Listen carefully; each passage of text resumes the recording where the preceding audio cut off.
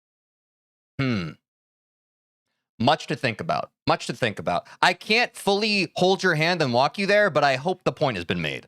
Experiencing it. It's me, you know what I mean? Like, at the end of the day, you're always going to be you. So who the hell cares about the objective ranking of the demon list if you're sitting there knowing how much harder it is? And so during the time I was grinding, playing Oblivion, it became miserable so fast, and I hated every single death I had. It all felt so random, so out of my control, and I didn't know how to improve. And so that lets me only being able to think about the end result, the third. Chat, I think this also comes from... I really want to speak to what he just said here. I think that...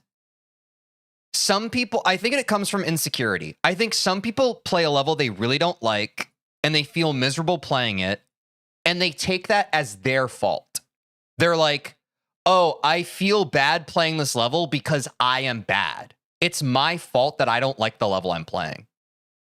When a more secure individual will be like, no, bro, if I'm playing a level and it feels like I'm freaking like it's just fully not fun for me, like that's not your fault. The level isn't hitting for you.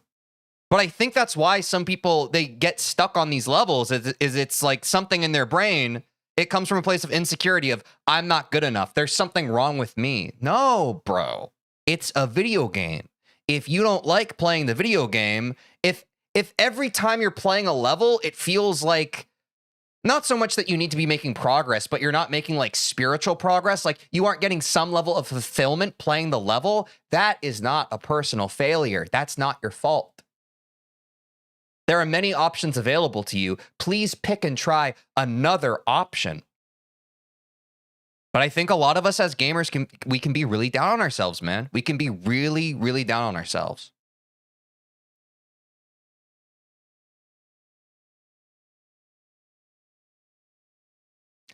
Look, guys, I hurt a chatter's feelings, and now they made a bunch of spam accounts. All right, man. We'll derail the whole react, bro. You're high cortisol, I'm low cortisol. Do we have a mod? Do you know how to put it in shield mode? Our chat's getting spammed. I'll wait. I'll wait, bro. We're getting chat bombed by a spammer. Yep, little kid crash out. They got really pissed by me telling them exactly who they are and how much of a loser they are, so they decided to crash out with a bunch of spam accounts. Hold on.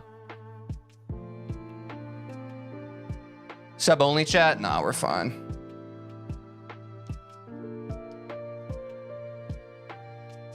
Imagine thinking this will piss you off. It's pathetic, dude. Dude, they didn't even type any more messages. Wait, it's actually gone.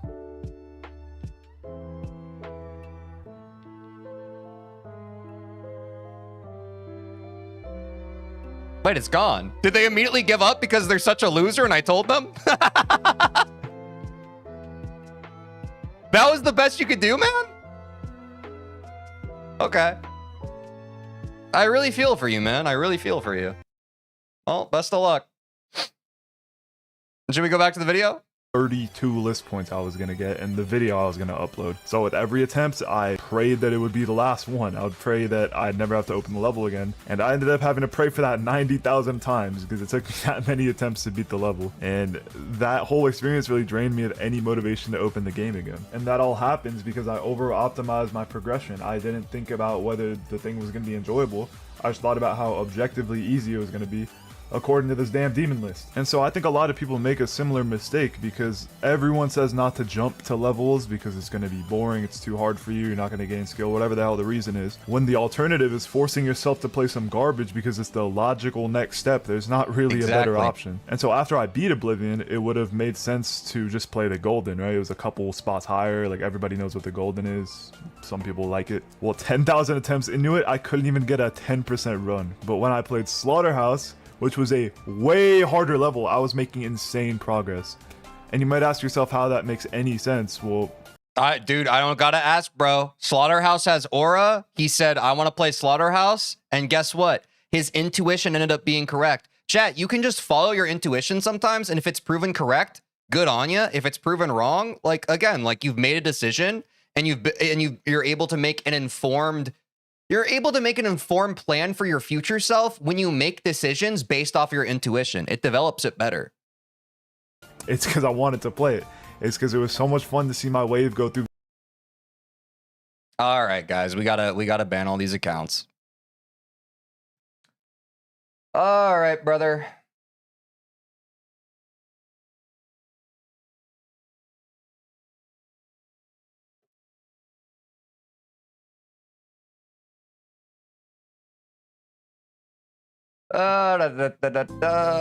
Just a little admin moment.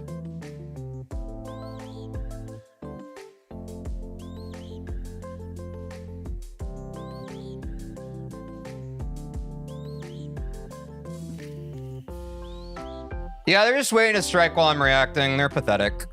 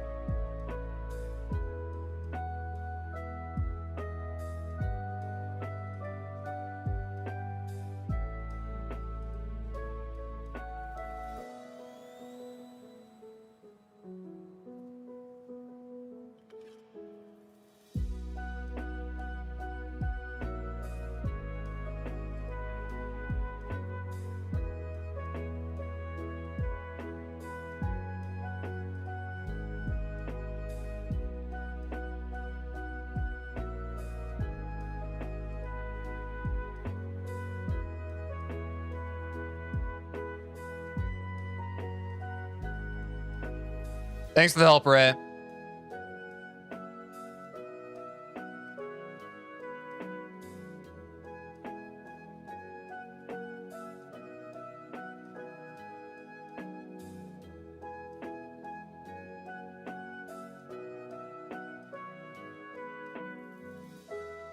Think of this as a high CPS level. That's funny.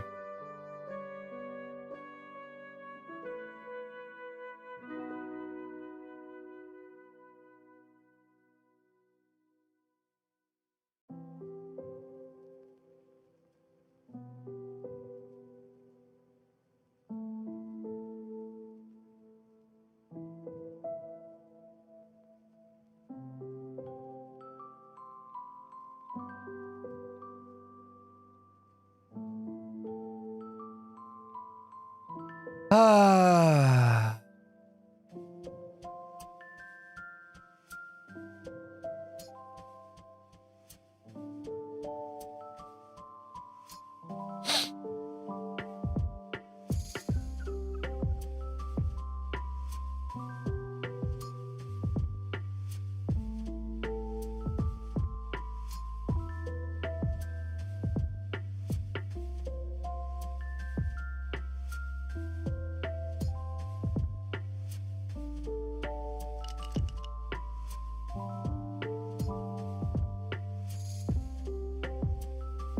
I mean, what can you do, chat?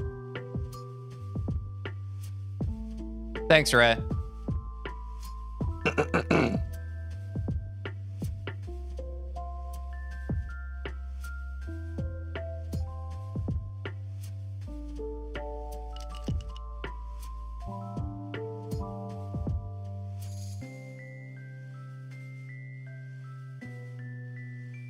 Max Verstappen's close to signing with McLaren? Nice, bro.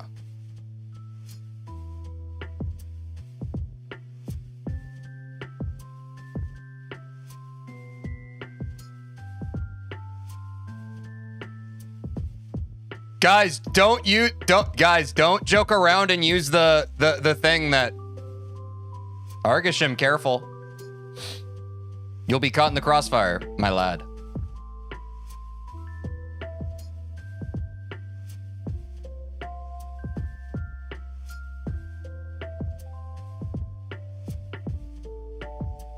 W tower defense game.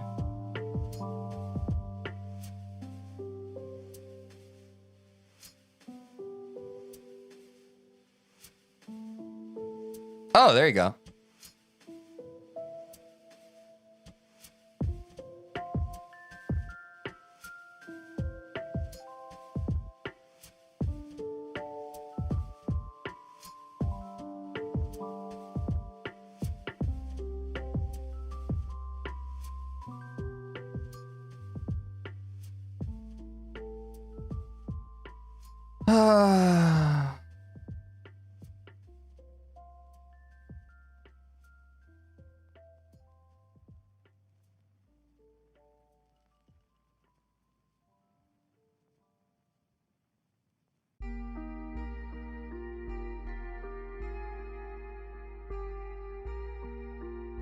Yeah, I had a feeling they were just going to change the message they used.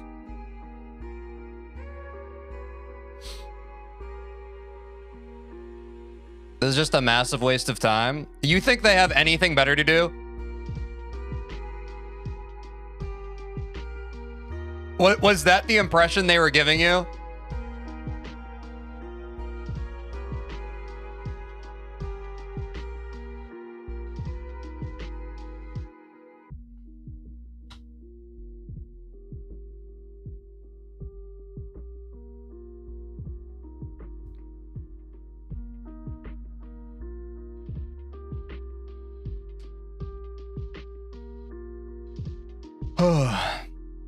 Guys, I think I'm actually gonna go to I think we remove.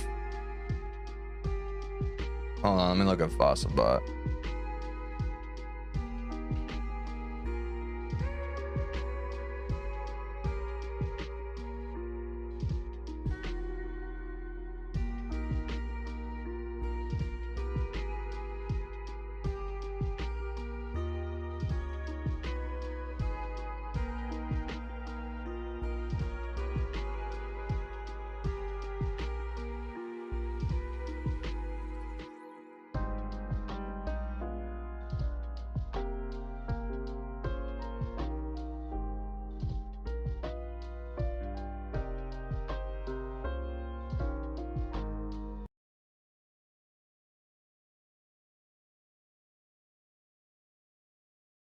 These gaps that I've looked at with pure like fear for the last 5 years. Again, like how the hell is that even possible? And like I saw myself doing it, and that was all the value for me. And so even during the learning process of Slaughterhouse, which is probably the most horrible sounding experience ever, you die like 5 times every second because of how insane the gaps are, I enjoyed it.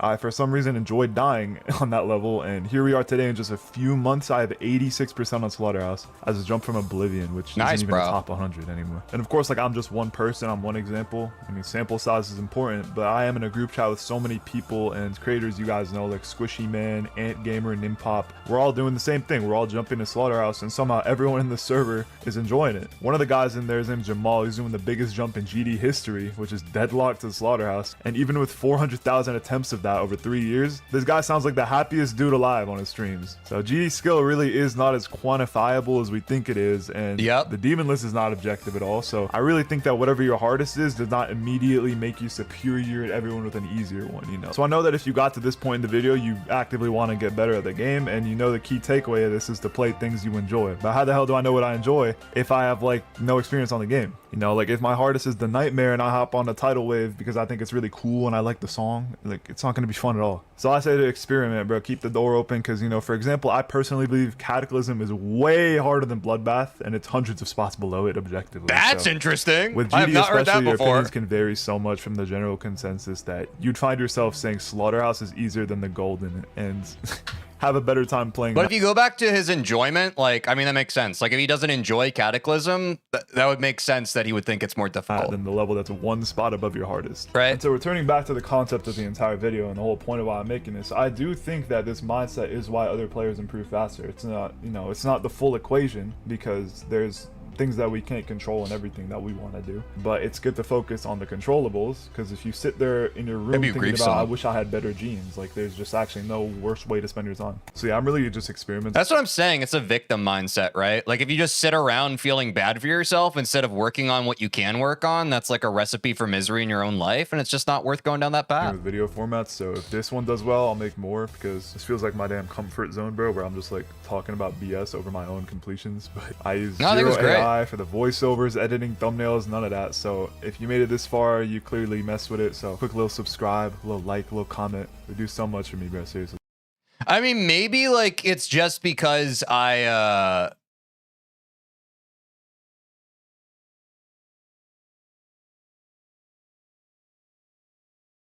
was waiting for how long it would last.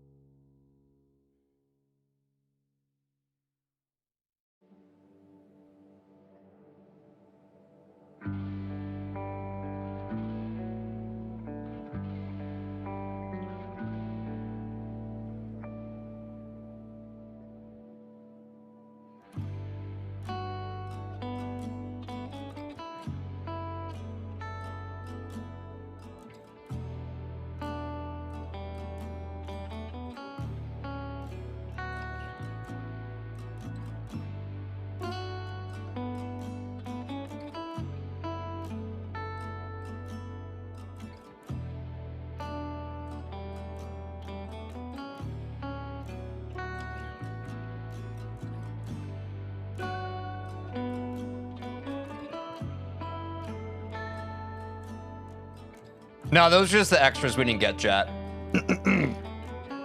They were the stragglers. No, you don't. I don't think Fossabot's the answer, chat. I'll do some research online. I think there's something with shield mode and Twitch. I think it's more of like we need to have something in place for next time versus figuring out this time. But I wouldn't worry about any like Fossabot commands, folks. But no, I don't know if I'm just biased because I agreed with like a lot of what the chimp guy was saying in this video, but I thought it was really good. It was really nice for me to see someone who kind of agrees with my kind of feel and vibe based opinions on playing GD, rather than a lot of people can view this game pretty quantitatively, pretty data driven. So that was really nice. I think this video is good. I think we talked about some good things. W React. Go in the description. Join the Discord, go to the React to this Teach channel, suggest videos that you want me to react to. Upvote other ones that other people have shared. Best way for me to source these videos. And I will see you in the next one. Take care of yourself. Bye.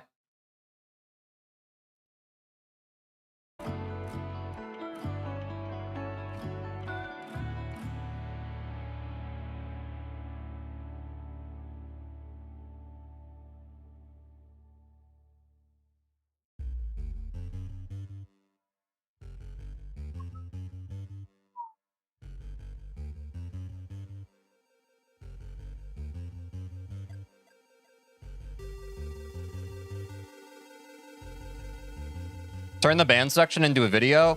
No. I think that's a bad idea.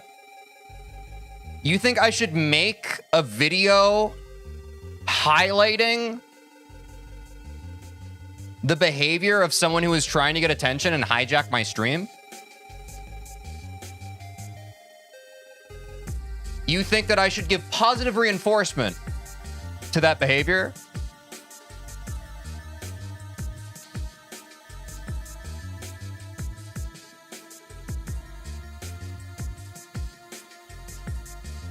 It's an interesting conclusion.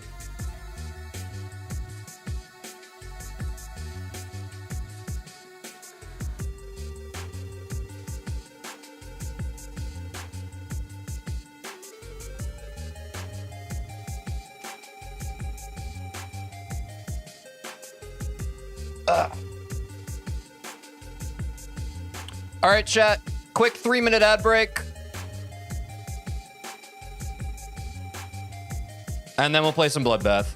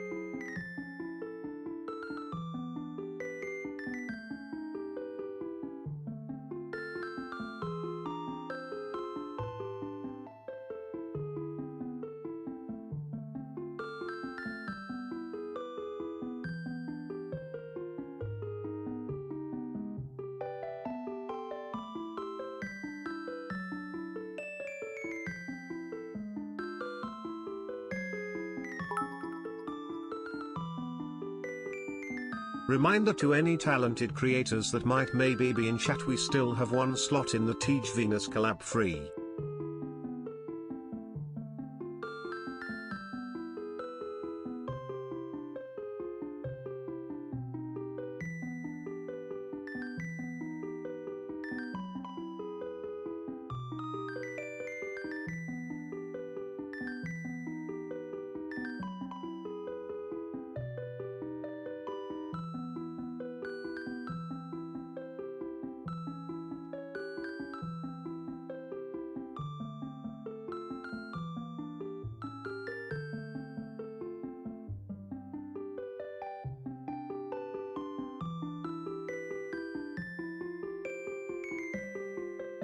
Huh.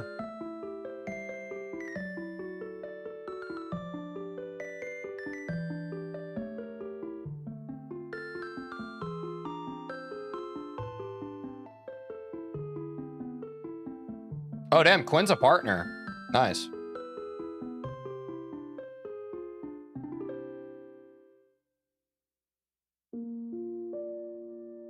Get your bubbles in, chat.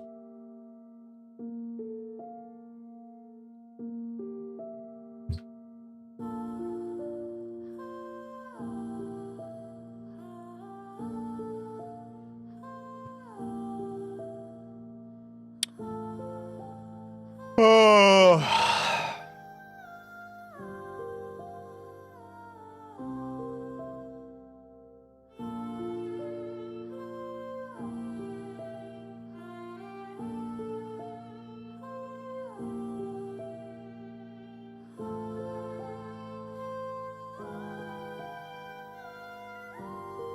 Make a poll on YouTube. How about you come over to Twitch? Link in the pinned.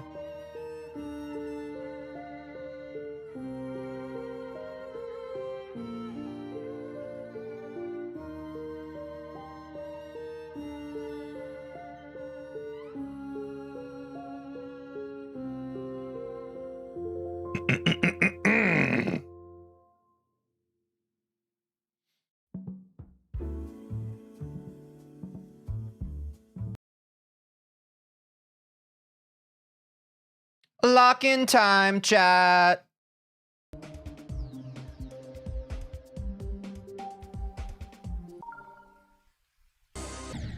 Hold on, I need to get my... I got a wrist pad online because I'm currently using my mouse wrist pad combo. But yeah. Find out the best. I wish I knew exactly how I had it set up yesterday.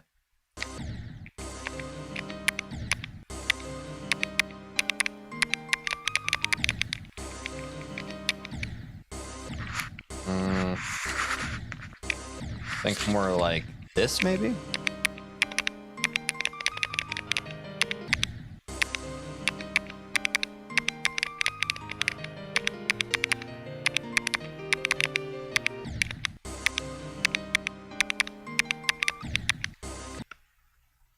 Yeah, it should be good.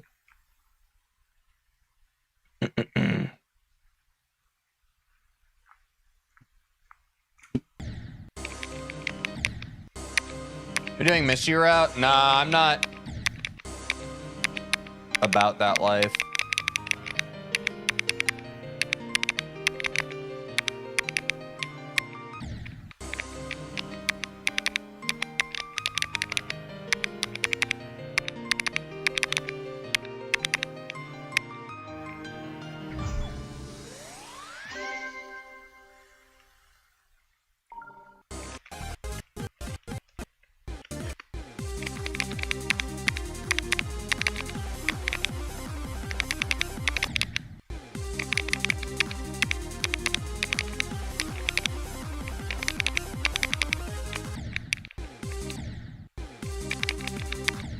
You Michigan route or you're gullible? I guess I'm gullible, bro.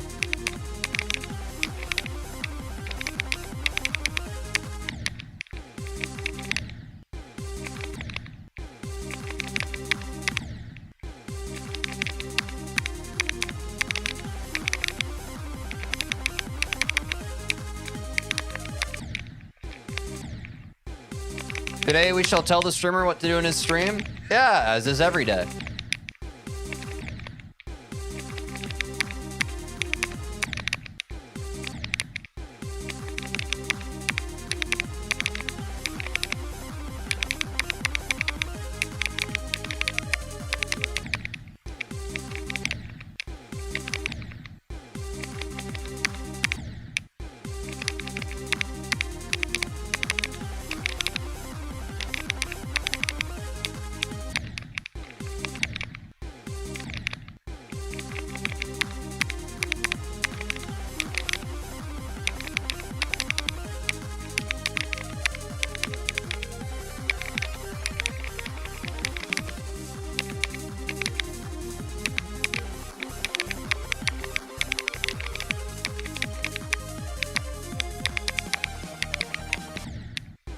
Oh, I held too hard there, dang.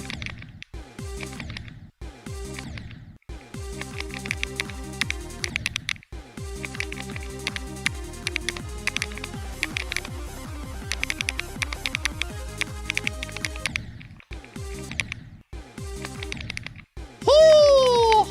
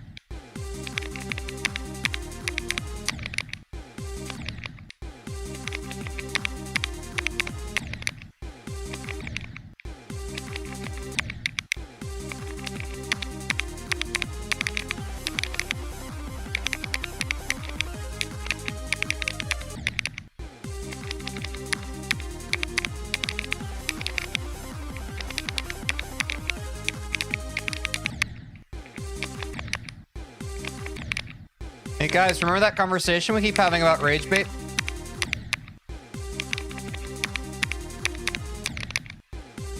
Speaking of gullible, bro.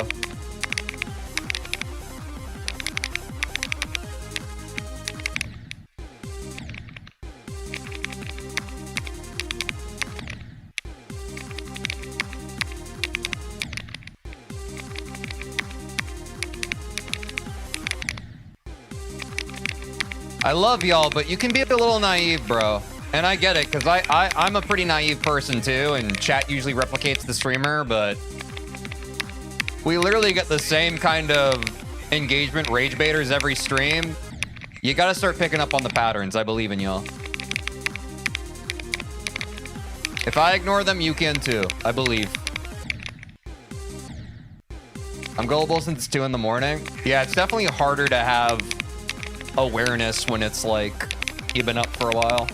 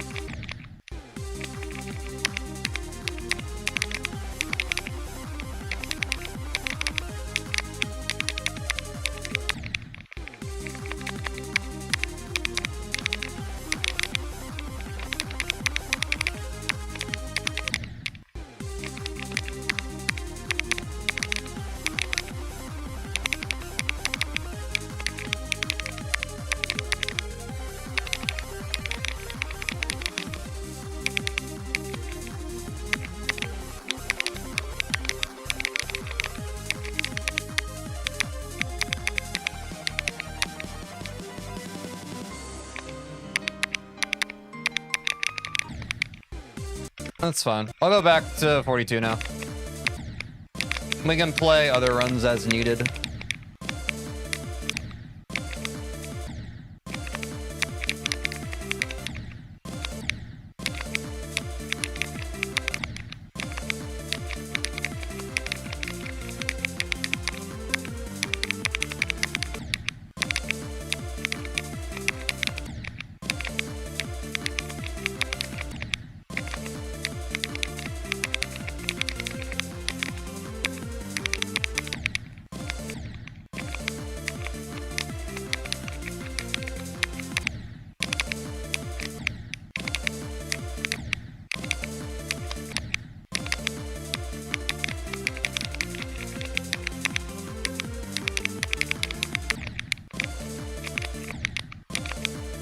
You like the straight fly, bro?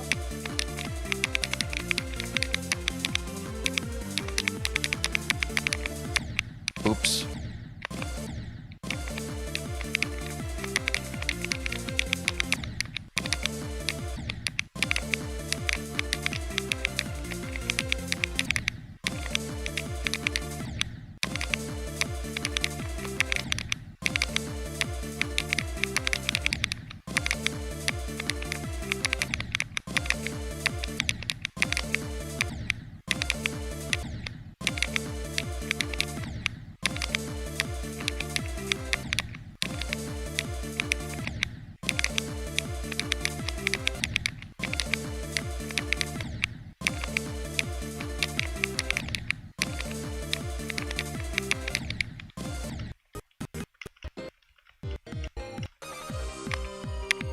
It might be a from 0 day, chat. So let's warm up Michigan just to have.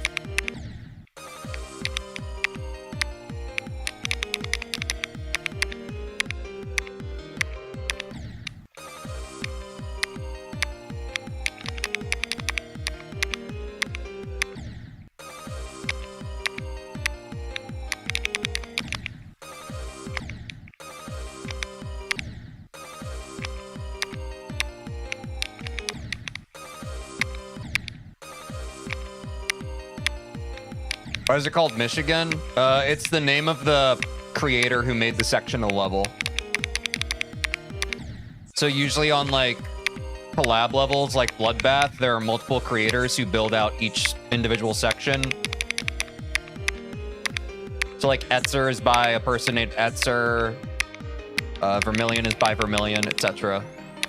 This is a Vasium.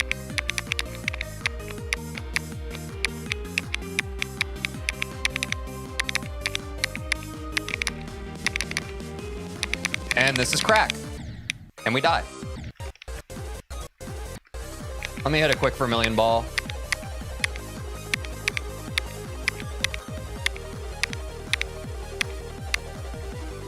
I want to overthink it. Let's go from 0.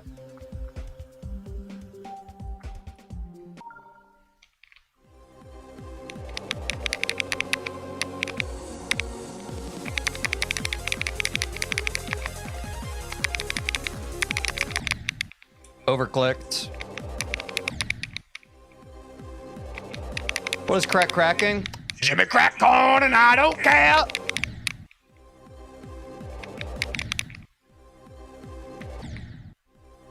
He doesn't care about YouTube chat? Oh, it's my favorite engagement baiter.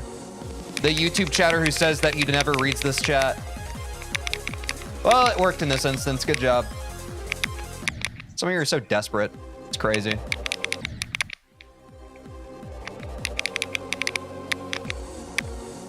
It's literally like a common, like it's a YouTube chat specific trait. Having the attention seekers in YouTube chat who are just like, he never reads this chat. It's like, I'm literally constantly reading it. But he got my attention, congrats. That was the funniest thing, chat, about watching Kai Cenat stream yesterday, was he was just falling for like a lot of the, since he hasn't streamed in like 7 months. Like, as a streamer, I saw him getting, like, sidetracked by, like, the engagement bait chat messages. It was really funny. Like, even Kai Cenat, who is, like, a master of his craft, just can't handle stream chats in 2026. And the type of chatters that are in it. It was really validating, actually. And, of course, all the chatters that were like, Oliver Tree died! Oliver Tree died! And he was like... I saw him go like, he eventually was finally just like, oh yeah, he did. That was really sad, RIP. And I was like, he doesn't know that that's just been something that's been being spammed in every streamer's chat for the past couple of weeks. It's crazy, bro. A lot of rage bait in that chat, bro. A lot of rage bait.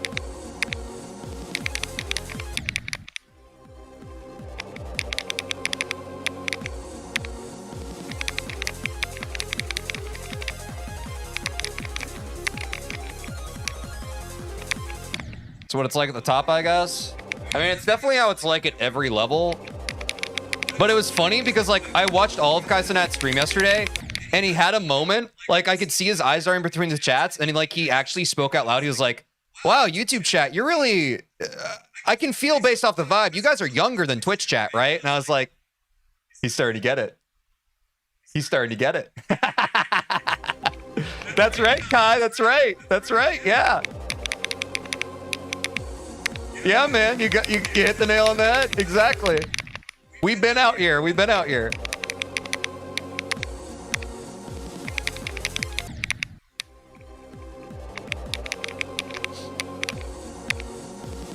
Yeah, I mean, I do think that just like a lot of the lonely attention seekers have naturally gravitated on the internet to streamers' chats. So it just kind of is what it is.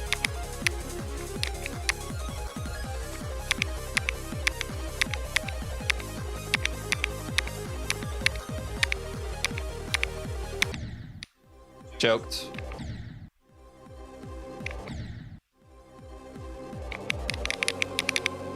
Dedicate the next attempt to Kate Winslet? No, this one's for Kai Cenat.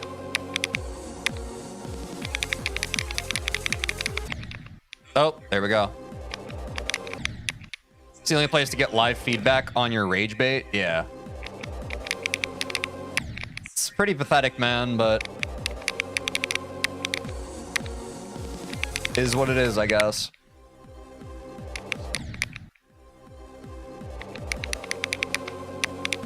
I certainly feel like my stoicism and my own like patience has like grown so much from streaming, because you just kind of have to.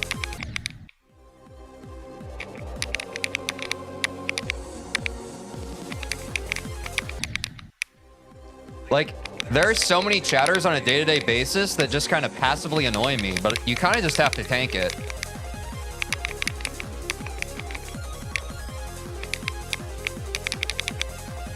Because if you don't tank it, you literally take poison damage when you, like, engage with it, you know?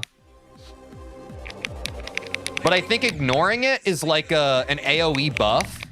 It helps you as well as your chat if you just don't feed into it. But, yeah, dude. It's tough, bro. Some people will never know how tough it is.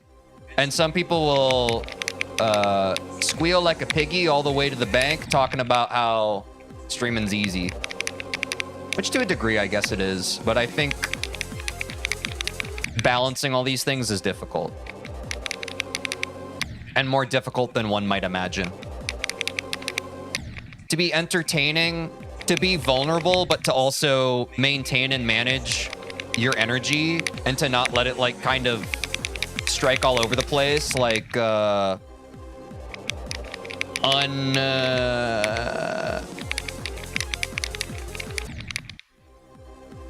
don't know. I just be yapping, bro.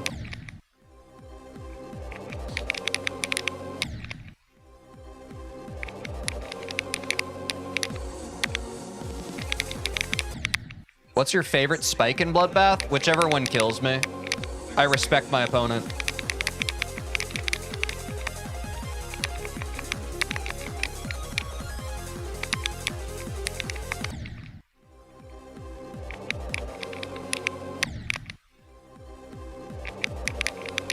Stop at 80 attempts to respect Kobe?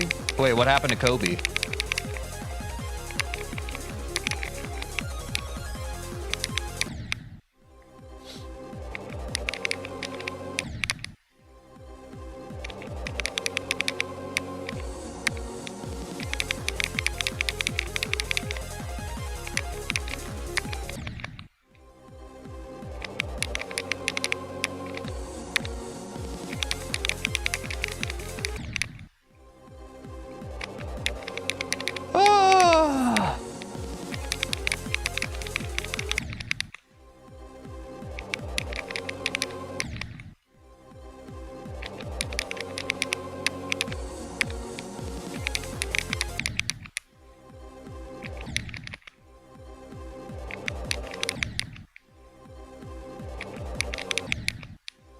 Chat dry as a biscuit today. How do I make you wet, chat?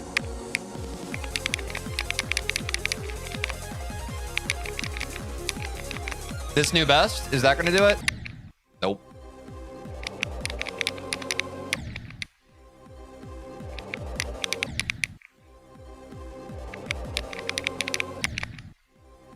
Just siphoning my energy and life force.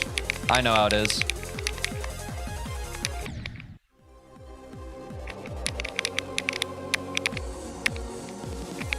No, not wet like that. I'm talking about like wet like Steph from 3.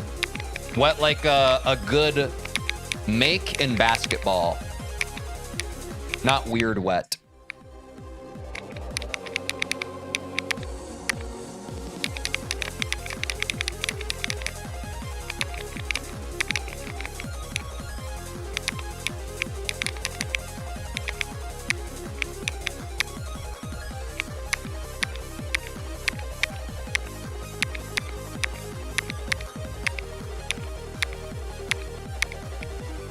I'm gonna beat all of Bloodbath right now. Unlucky.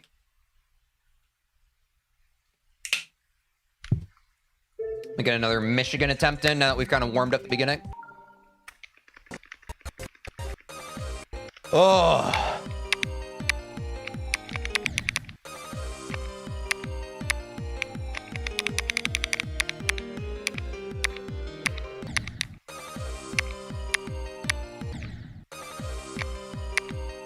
Yeah, we're basically done.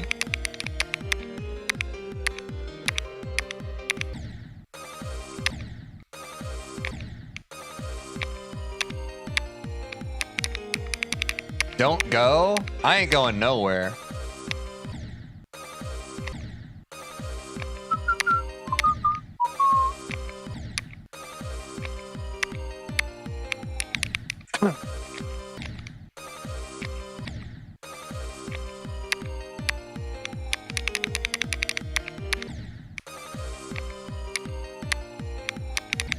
Oops.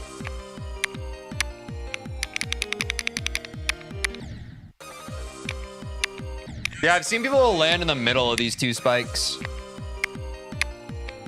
Seems scary to me.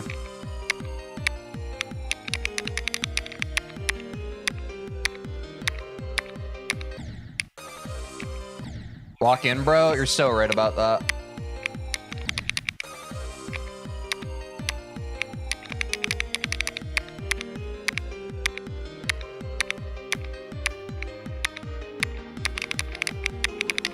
Free. Easy evasive clear.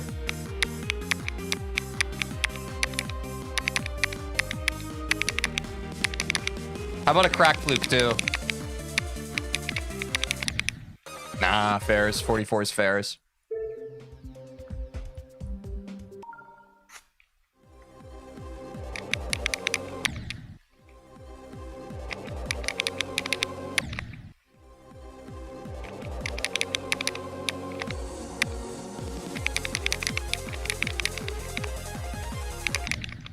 Oops. Fairs, bruv.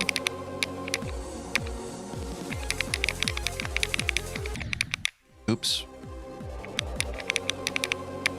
When do you learn about fairs? Bro, I've been saying fairs like before everybody else started saying fairs, to be honest.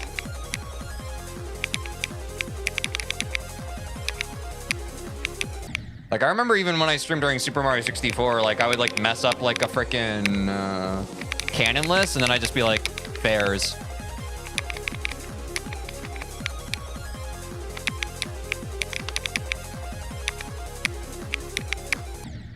Oops, held too much.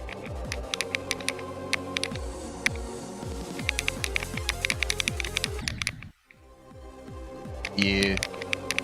That's like a British thing, right? I don't really know how I said it, how I started saying it, but yeah, it's definitely been a part of my vernacular.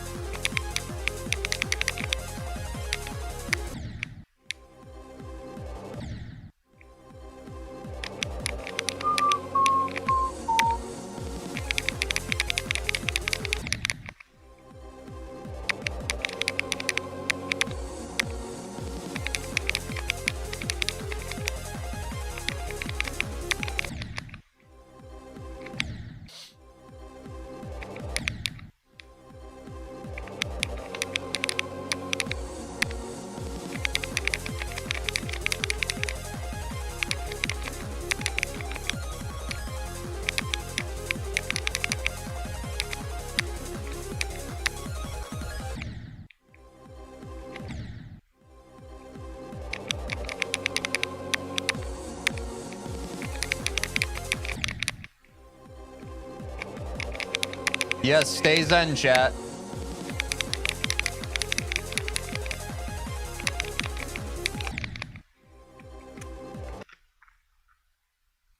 Chat did fail the test. I let him live for a second because I wanted you guys to try and grow from it. You have failed this time, guys. Obvious troll, obvious rage bait. My lovely community, my lovely chat, next time one of them comes, be like water. Do not fall for it. The next test will come, and I want you to be stronger than last time, okay?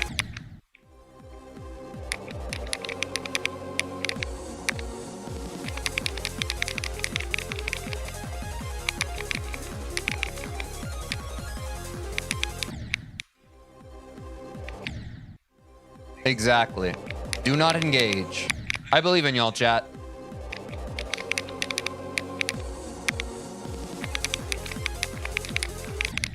Y'all know how to vibe. I know, I appreciate y'all defending me. It means a lot. But I think it's better for all of us if we just kind of don't give those people the time of day. But I do appreciate the support.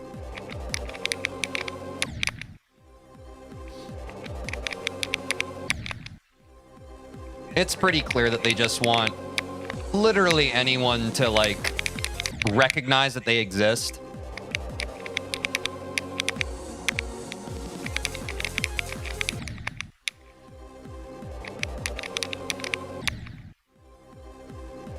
I don't know. Sometimes it's easier to recognize this and sometimes it's harder. It's like, it's never about you, right?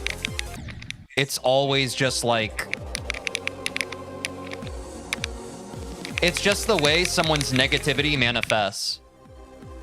It's like, if a miserable person was trapped in a room with one other person, and even if that person was like Goku, they would still find a reason to say like horrible stuff about Goku, right? There's ultimately no control. You just kind of have to let them.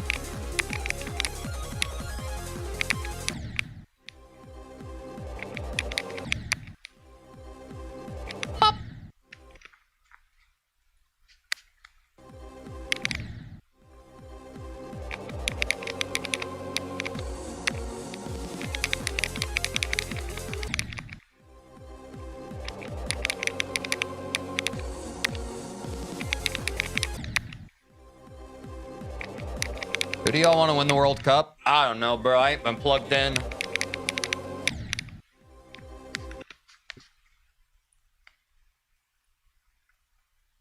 Hey, so I don't know why one of my mods banned you, Maury, but I promise the answer is not ban evading. So I don't know why you were banned in the first place, but now you're banned for ban evading. You never get to watch my stream anymore. Like, what?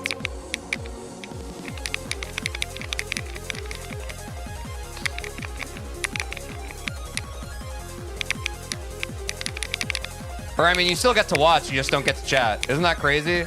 Isn't it funny how some people are really dramatic about not being able to chat anymore when literally they can just go back to watching the stream? Actually, ultimately, being banned from a streamer's chat isn't even that big of a consequence. Yet some people act like it's this big thing. Why? I guess we'll never know.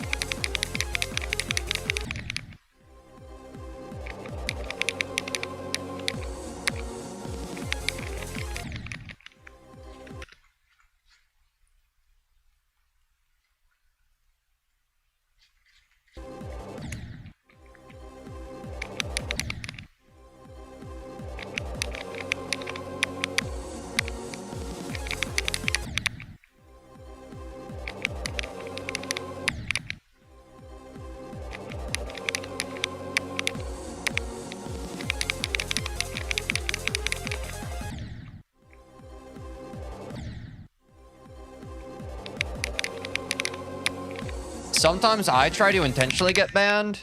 Dude, what's wrong with people online?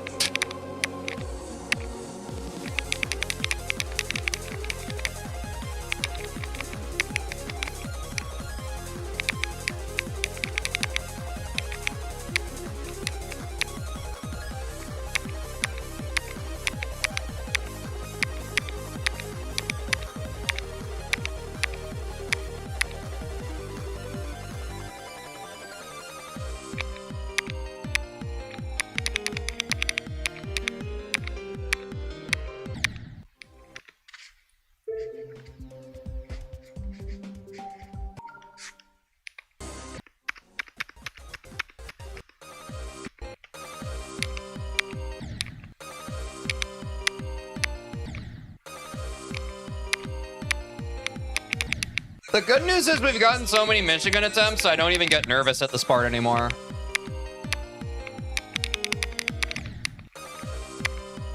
Now it's just a consistency thing, not a nerves thing. It's literally just consistency, which is nice. Yeah, it's fairs.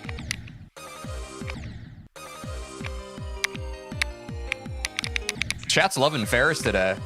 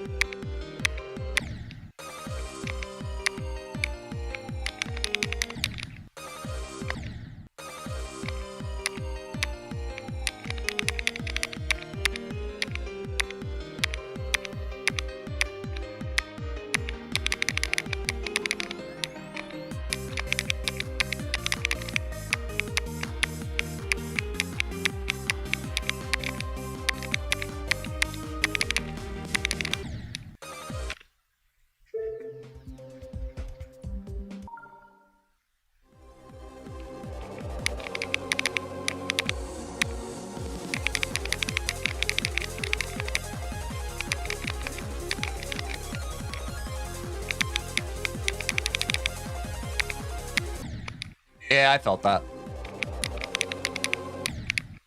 W consistency, we can hope, man.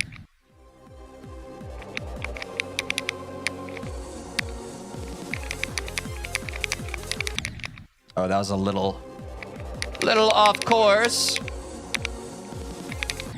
Off course, of course. You got this, Teej? This is the run? I don't know about you, chat, but it certainly feels like there's something in the air today. I feel pretty solid. Mental feels pretty strong today. Mental was a little weak yesterday, but I think I'm having a strong mental day.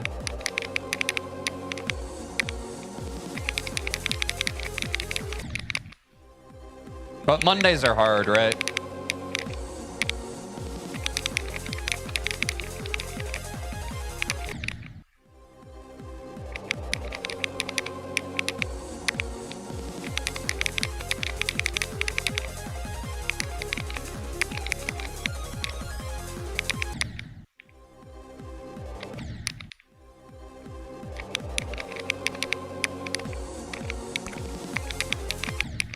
Oops, I stretched my fingers for a second. It killed me promptly. It killed me. Garfield was cooking about Mondays. That's what I've been saying, bro. I don't know how Garfield got like so well known for hating Mondays because everybody hates Mondays. It's weird that everybody was like, oh yeah, the big Garfield thing is loving lasagna and hating Mondays. And it's just like, yeah, that's everybody. Yeah.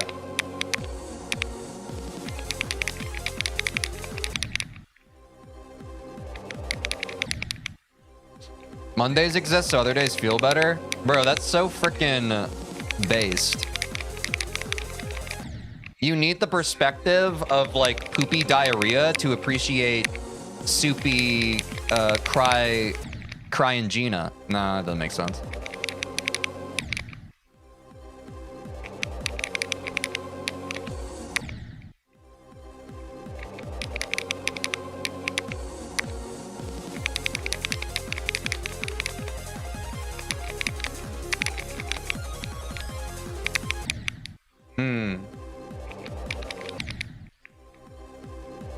If Mondays didn't exist, I genuinely think there could be a chance that there would still be a 5-day school work week. What do you mean? Like if there were only 6 days?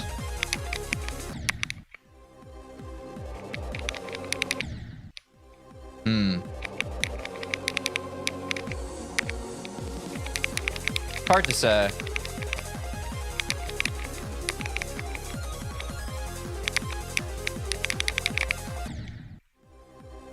I do wonder how that math works out if you split up a whole year by... But all of...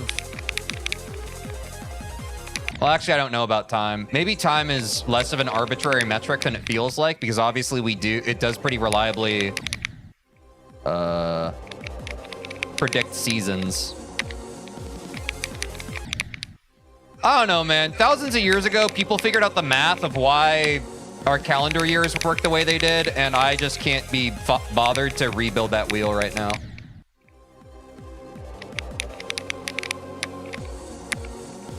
But it seems like it's been working, so why change it?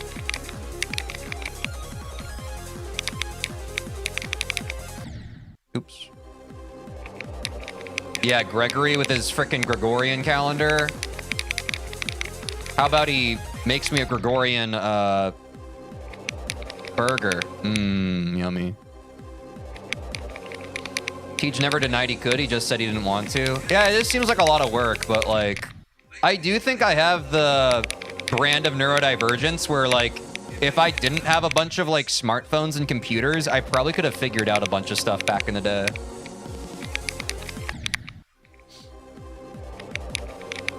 Like, I feel like, you know how the apple fell on Isaac Newton's head? I feel like something similar would have happened to me. Like, an apple would have fallen on my head, and then I would be like, oh, is this food? And I'd take a bite out of it, and then I'd be like, hey, guys, apples taste good.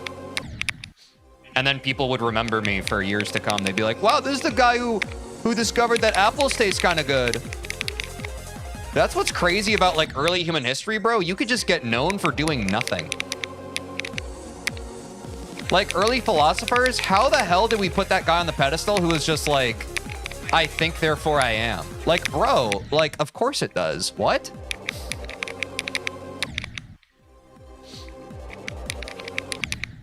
Like, a 10-year-old be saying that shit, bro.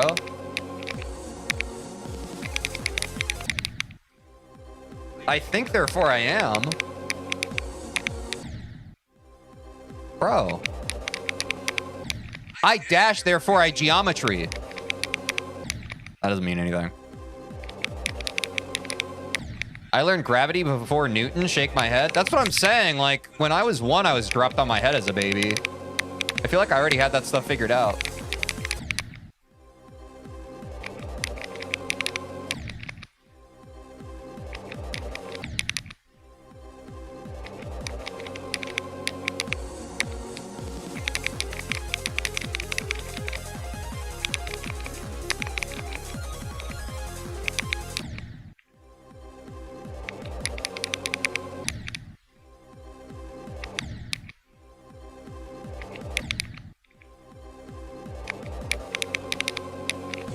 Yeah, to get the Nobel Prize now, I feel like you gotta, like, do something crazy, like,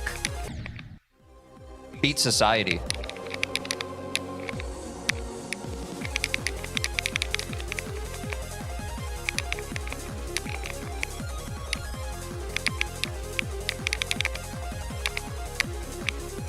It was a little shaky. I take that death there.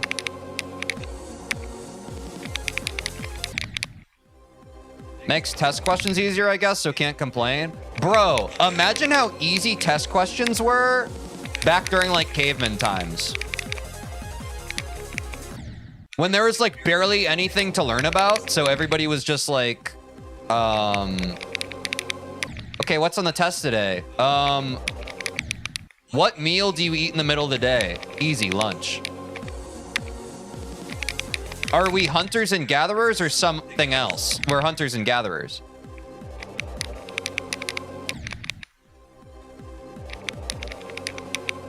That shit was easy, bro. Yeah, what best animal for hunt? The ones that have the most meat, most bones. Dude. I'd be acing that shit.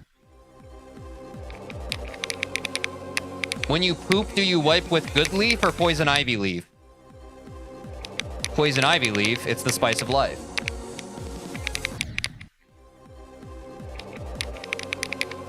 People barely had any knowledge. I think you're coming from like your modern perspective, bro. I personally think that humans always had the capacity for knowledge. It's just as the times and ages modernize, the values of past knowledge are inherited by future generations. And some of it just becomes relics of the past. But like, they were probably knowledgeable about stuff that you and I could never even comprehend. But since it was relevant to their current time, it was pretty deep knowledge, bro. Like, a lot of people disregard I think a lot of periods of human history simply because the only information we have about those periods is the information that we were able to find, you know? But it's the same thing with the dinosaurs. Like, the information we know about the dinosaurs is not fully deep. It's just what we've been able to find.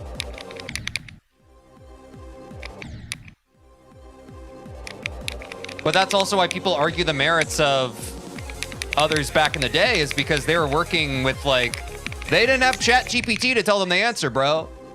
They had to get pretty resourceful and thoughtful about how they were able to draw conclusions. Which I would argue that aspect of humanity is lost in the modern era.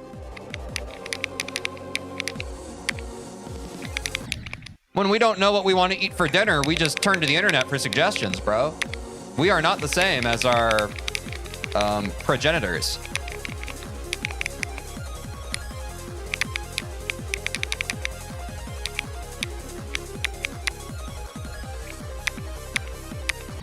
Oops. Do you want to live in a cave? Not necessarily, but I do think that if we all lived in caves, we'd probably feel less socially anxious about what everybody thought of us at any given time. Like, I do think that your nervous system, when you just have to worry about hunting for the day and getting food, drink, water, and shelter, is a little different than, do these people online share the same thoughts that I do about this thing? You know, it's different.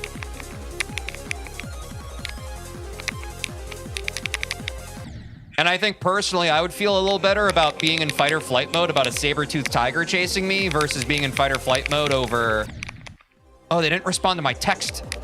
Are they angry at me? You know what I'm saying? Like,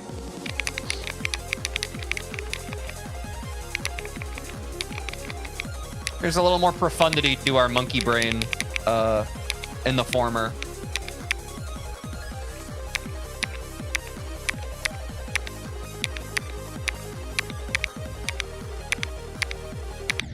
Oops.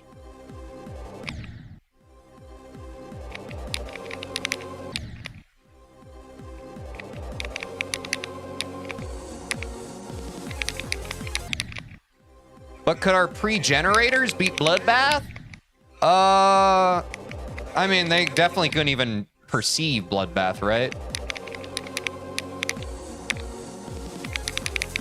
But I mean, at the end of the day, like, Bloodbath is a symptom of the reason why video games even exist and why entertainment media even exists is a symptom of our very sedentary modern lifestyles, right? We've abstracted away so much of the difficulties of survival for the human experience that naturally a whole industry of, like, how do we fill our downtime rose to fill in all the cracks, right? And don't get me wrong, like, I'm one of the few who can find great spiritual meaning and purpose from playing this game, but it is primarily, like, that which brought it about was entertainment.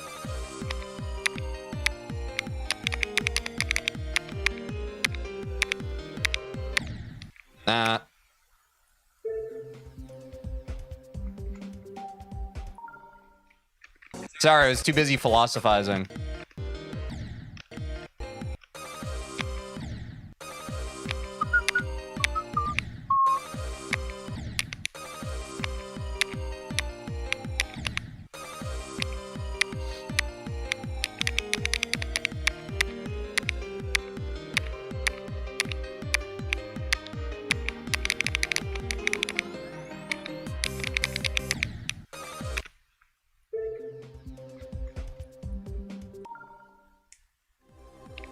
They had Cave GPT. That's pretty funny.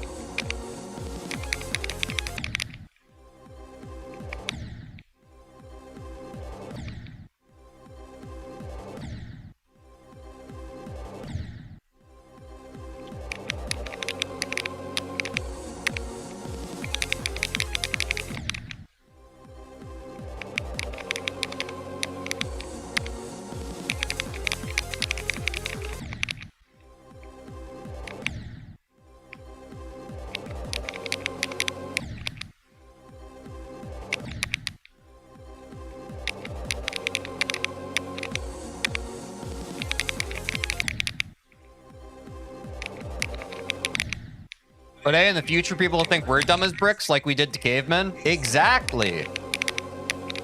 That's why I get so pissed at people who are exhibiting bias by their present circumstances. Like, I do think that being in the internet age is certainly an unprecedented time in human history. But relative to every time that predated the current era, it's always pretty freaking unprecedented, man. At least since the industrial age. It's a lot for us as a human species to process at any given time. It's a lot, bro. And honestly, the stuff that worries us today, yeah, the people like 50 years from now are going to be like, oh, it was such a simpler time. Back in the 2020s, gosh. Life has a tendency to just get more complicated, not the opposite.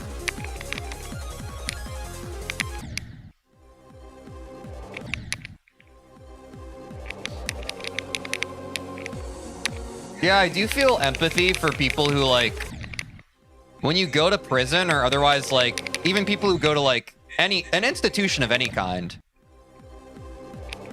where you're kind of sanctioned away from the outside world, I do feel like that must be a really hard adjustment. Because the world keeps moving with or without you, bro. It's almost like its own form of time traveling, right? You miss like everything that happened while you were institutionalized, but yeah, dude, I don't envy that. That must be a really hard thing to kind of reconcile in your brain. They talk about that in freaking Shawshank Redemption, how hard it is for people who are in prison for a long time to like adjust to. Seems like the whole world got itself in a big dang hurry. Must be hard.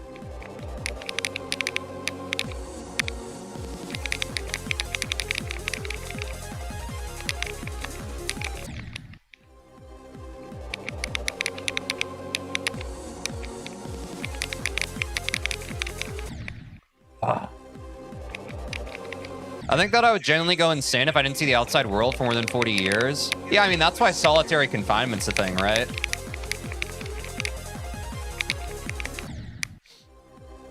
Like, I think... I don't know. I do think even, like, because some introverts laugh at that and they're like, oh, I'd love solitary confinement. What? That sounds like, that's what I did last month. You know, that kind of thing, but... I do think the deeper thing is the fact that they put you in a dark room where there's no natural light. Like, the way it messes with your circadian rhythm and, like, your understanding of how time is passing, I think that's kind of, like, the biggest drain.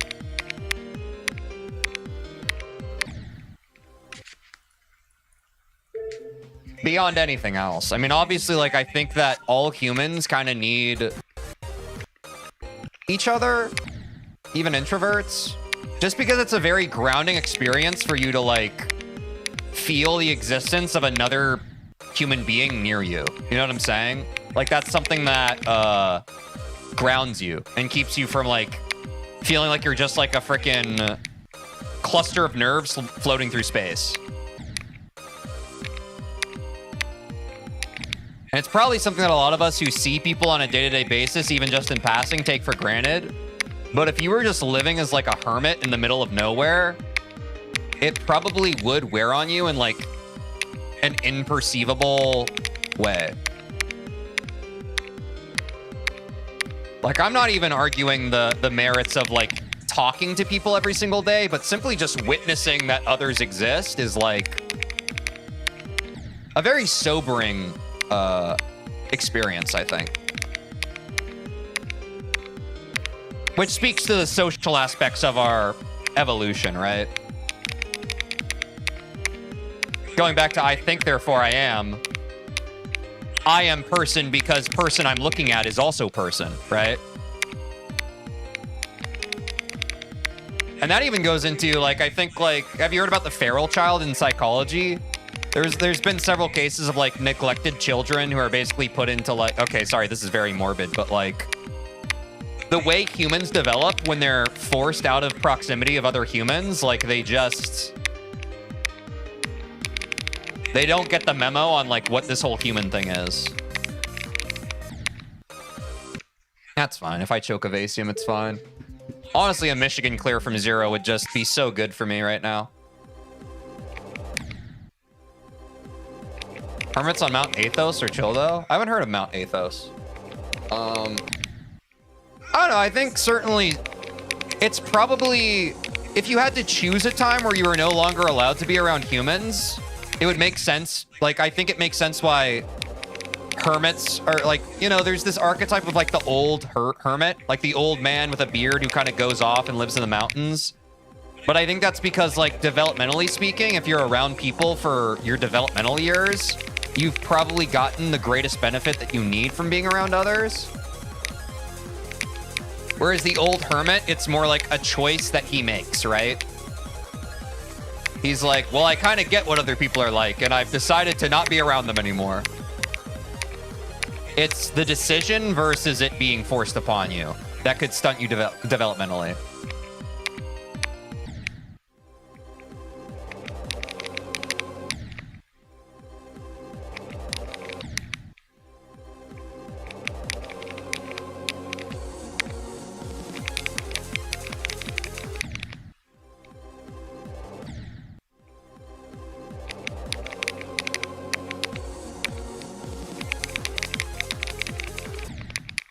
But yeah, that's why I argue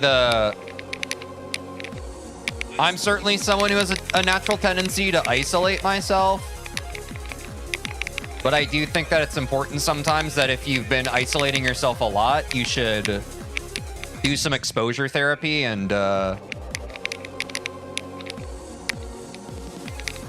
just try and find others.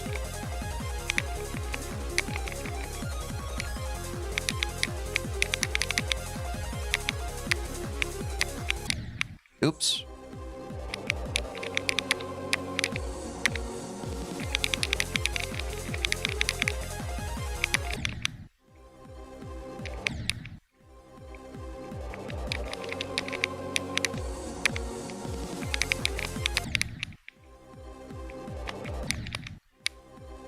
Steph, not that simple? Okay.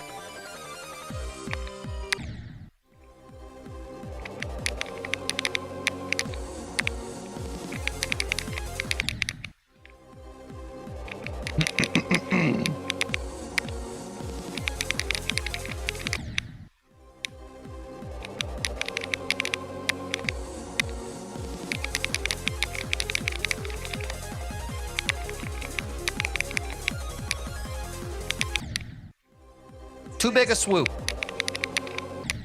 The boot scoot boogie.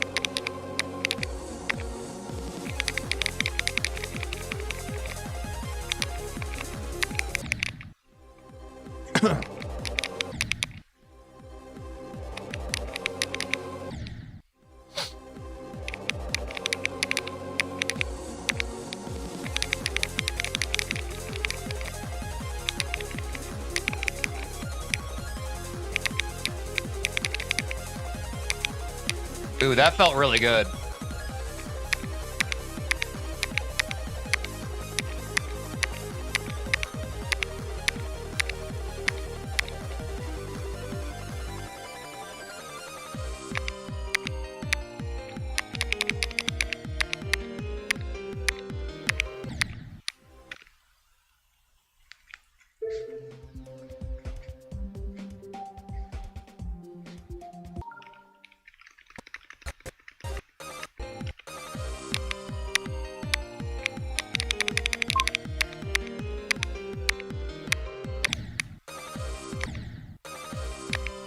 Yeah, I think we've gotten a lot of 30% deaths. Yeah, that's not bad.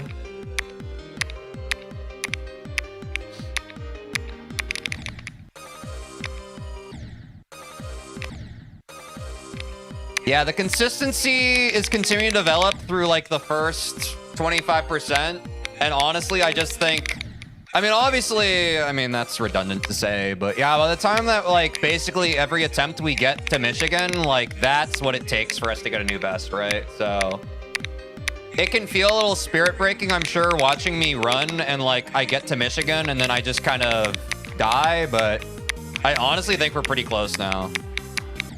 Because the consistency across the board has just gotten better. It's definitely a process.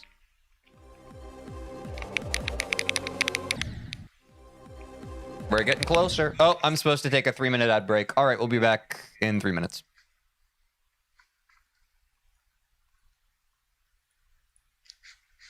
BRB.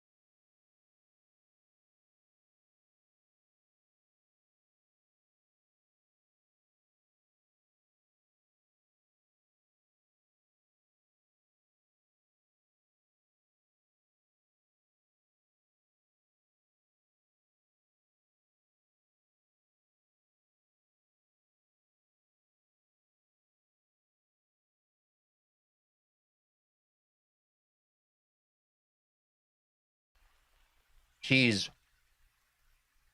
Mmm. Good. I haven't finished my coffee yet.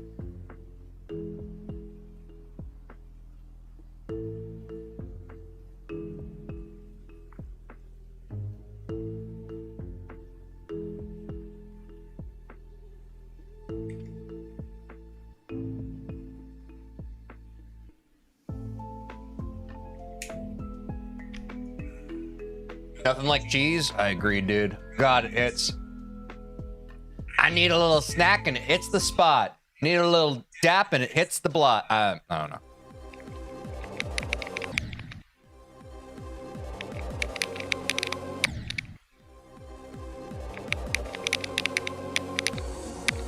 We're approaching day 70, chat. That's kind of crazy. Wait, chat, how many days, does anyone know? You can probably check. How many days was, Vortrox on Cycles X? I think it was around like 65, right? Or maybe it was 63.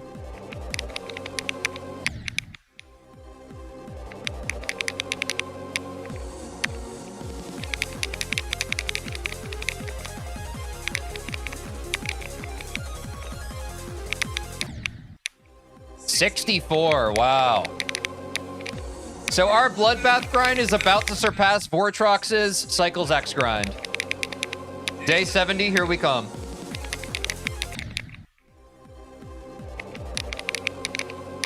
But chat, that's the cool thing about GD grinds, in my opinion, is that in the short term, it feels like you're dragging.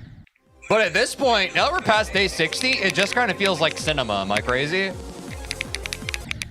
Like, now we're past the part where it's like every additional day just feels like a movie. But yeah, it's hard to get people excited when it's like day 9. It's like, dude, you've been on this for 9 days? Jeez. But now it's like kind of cool. I don't know, my opinion.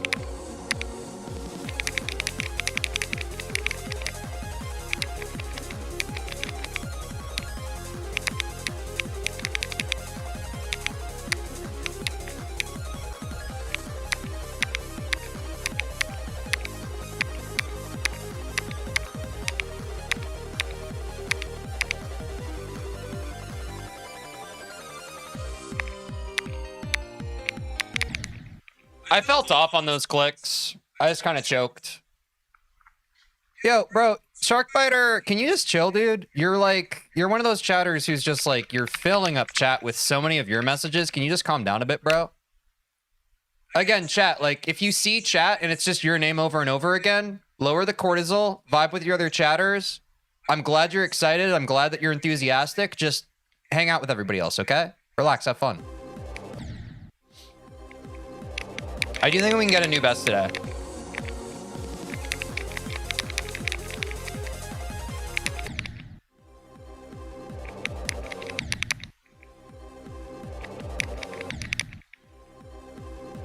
Sometimes y'all gotta nonchalant intentionally. Again, I just think it's like, it's a feeling the vibe out thing.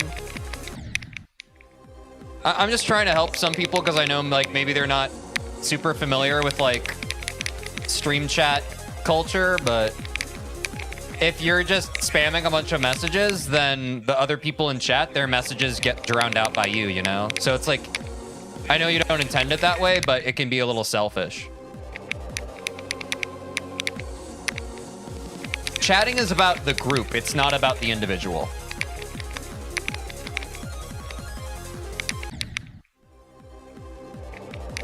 Nonchalant, AK speaking when you need to. Yeah, it's just a vibe thing.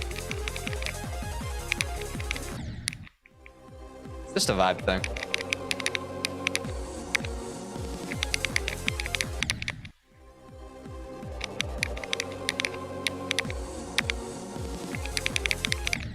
Just don't be spamming. I mean, that's certainly the simple solution. It's like, I think when and I'm rarely in a streamer's chat. Like, I'll hang out in Quinn sometimes. I think generally, if you're typing in chat and you type 2 messages in a row, I mean, obviously, like, if the chat is kind of, like, quiet, then that's fine. But, like, if there are a bunch of people in chat and you're typing more than 2 or 3 messages in a row and it's your name, you might be doing a bit too much.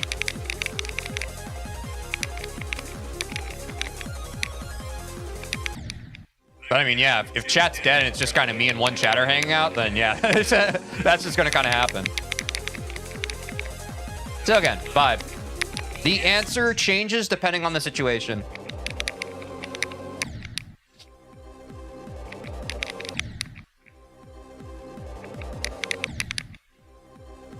My 2 cents is a lot of people are used to fast-moving chats. Yeah, I think that might be some people.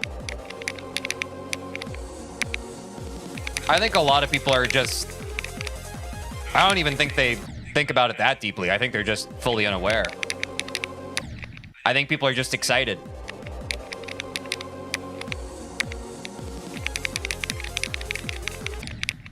And there's like a dopamine thing that happens when you type a message and then you see it appear on the screen that you're watching. And so I think like a lot of people just kind of get wrapped up in that.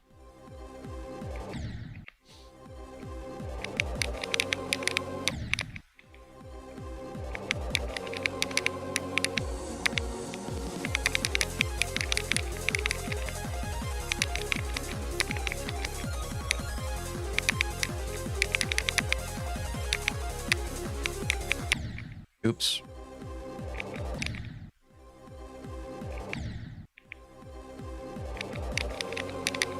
It feels strange to chat constantly with almost no viewers. Yeah, I mean, it's definitely like, that's why I think being a small streamer is so interesting, because there's such a great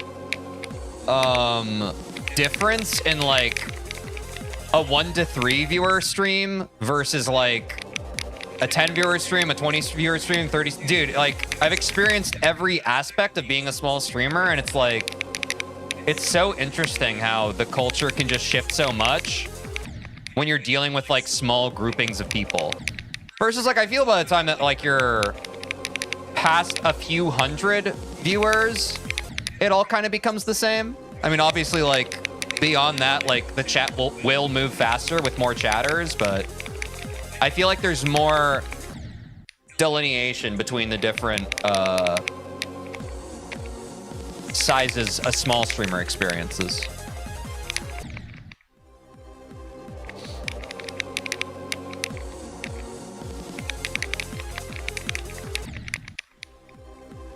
Because yeah, I mean, that's certainly the biggest friction point for when I had no one watching me was how do I get people to talk in chat? Which is really, yeah, it's really hard to do when you don't have anyone talking and you don't have any members of your community who like talk.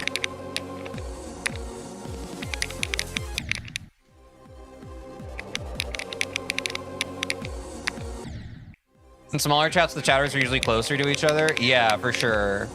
Like it becomes almost like a small, like I remember my earliest streams, it was like, I would have like one super dedicated chatter and it would just kind of be like a one-on-one conversation. And then like sometimes like other people would come in and out of it.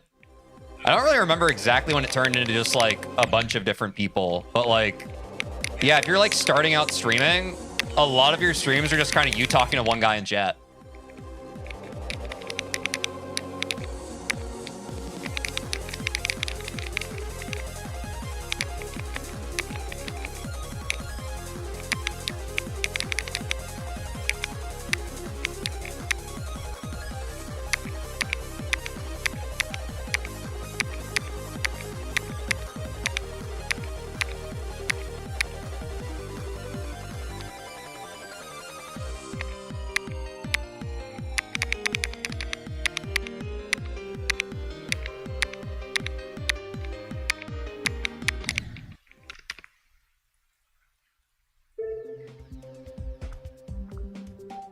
We'll take that. Got past the UFO, huh? We'll take that.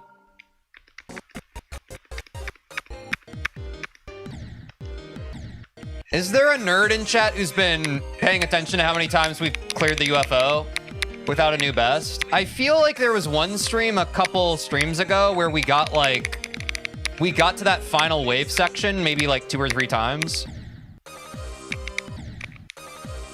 But I mean, that's the first time we got a UFO clear this stream, so we'll take it. Yeah, I think it's 3 or 4. I think you guys are right. Have you ever passed Michigan? Oh, I meant to say this when I got up, chat, and then I forgot when I came back. It's important to note, because for some of the newer viewers and maybe even some of the old-time viewers who are just dropping back in, our current best was a fluke. So we had like 27 times 11. I don't quite remember, chat. It was like definitely over 10. We had like 27 times something, and then we fluked a Michigan clear. So genuinely, we've been building up a lot of good Michigan consistency from 0. It's just taking a lot to get us back out of Michigan. But this is like, from what I understand, what a lot of people have said, this is like getting consistent runs past Michigan from 0 is like one of the biggest roadblocks in progression for this level. So I'm feeling pretty optimistic. And it's ironic because we're definitely better at Bloodbath than we were when we got our current best. But it was an ungodly fluke, bro. Sometimes that's just the way it is, though.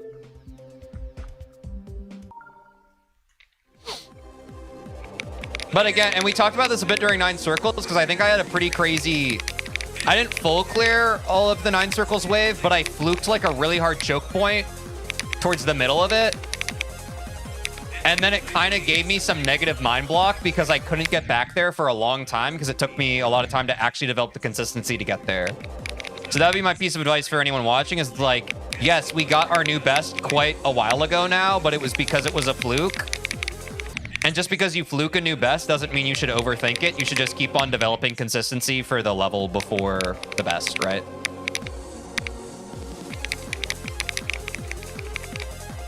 Because if you view a fluke to the same metric as, like, consistent progression, you're going to make yourself miserable. Flukes do feel very good in the moment, but they can kind of self-sabotage you down the road if you view them as, like, your new benchmark.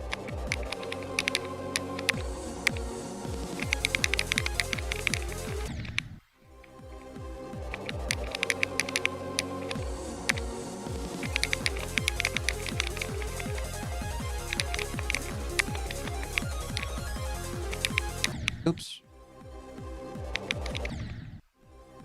Flukes are cool, but consistency is important. Yes, consistency is king above all else.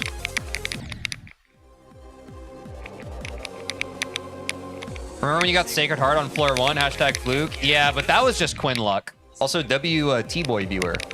First time chatter. Let's go. That was godly.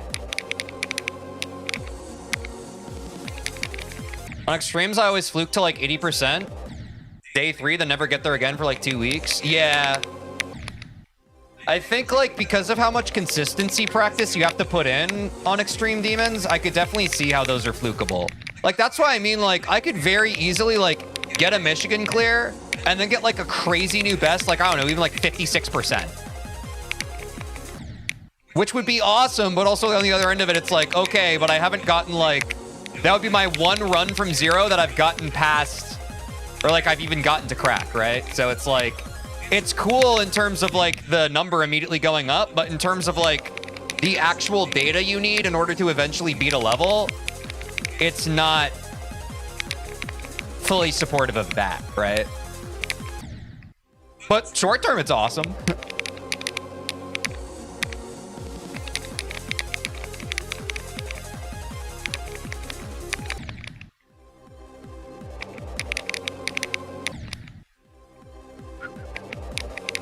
I mean, I could even fluke, like...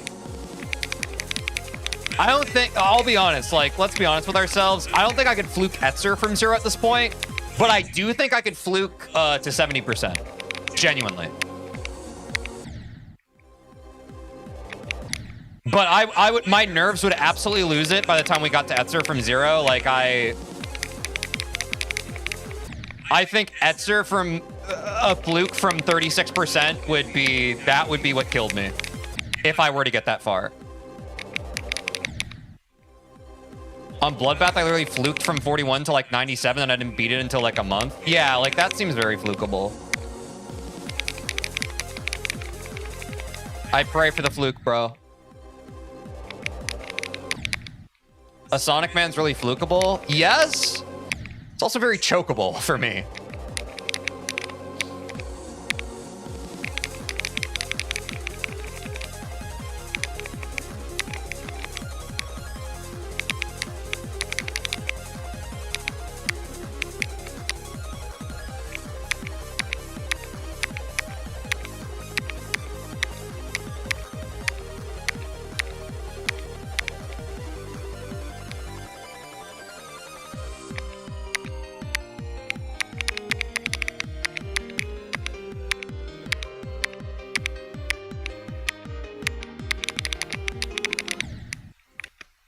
That's okay.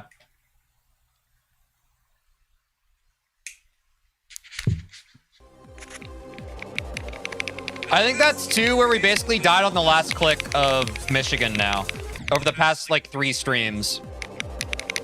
We had a similar choke where I basically died on the last click. We're so close to Evasium, chat. The consistency is getting so much better. Again, this is another W day. Like, this is another great practice day. Our consistency is only getting better.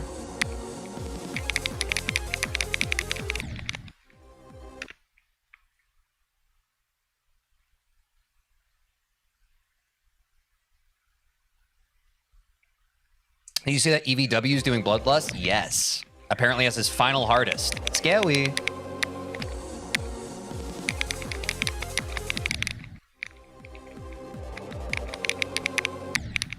Low-key people underrate that wave and difficulty. It's kind of scary after the UFO clear. Yeah, I think, like, it is automatic in terms of muscle memory, but yeah, it's like, and I'm sure it'll change once I get more UFO clears, but yeah, I agree. Like, when I'm just labbing Michigan runs back to back to back to back, the wave becomes pretty automatic, but yeah, from 0, it's like, you kind of got to lock in.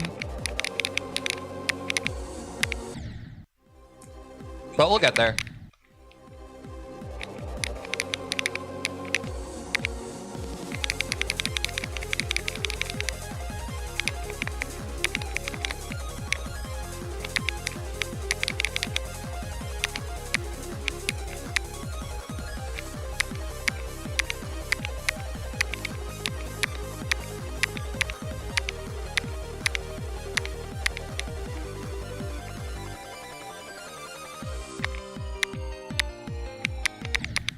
Yeah, I felt that. It's so funny, chat. Maybe people who have played Bloodbath from 0, you can relate. If my clicks feel even a little bit off on that triple spike part before the straight fly, I'm realizing that's what messes up my straight fly. Like, if those, like, 2 or 3 clicks feel shaky before that, like, that's when I die on 27%. Once I realized that, it made my straight fly so much more consistent. Because I kept thinking I was choking the straight fly at the straight fly, and it's like, no, it's because my brain locked out, like, a full few seconds before the straight fly even happens. It's like, you can feel like you get off rhythm, and then your brain's like, ah! Like when your shopping cart has a wobbly wheel on it. Ah! And then at that point, you're already kind of cooked.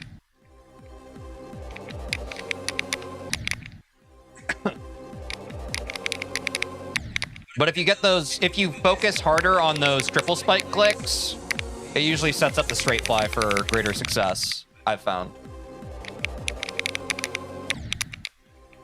But that's really hard to talk about without the one-to-one experience of playing the level there.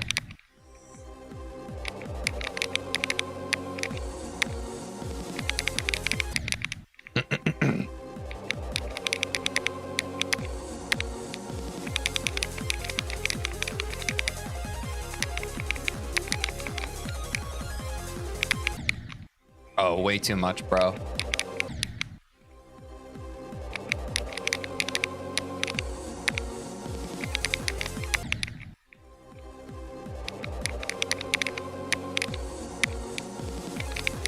I just have to remind myself, chat, I'm so grateful we're at the point where we're practicing run consistency.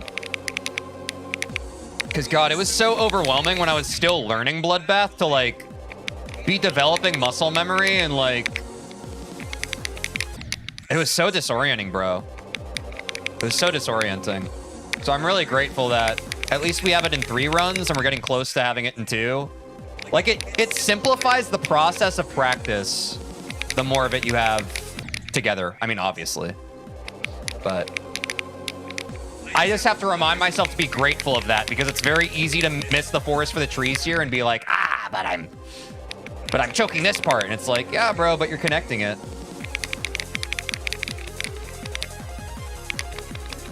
And that's the game, right?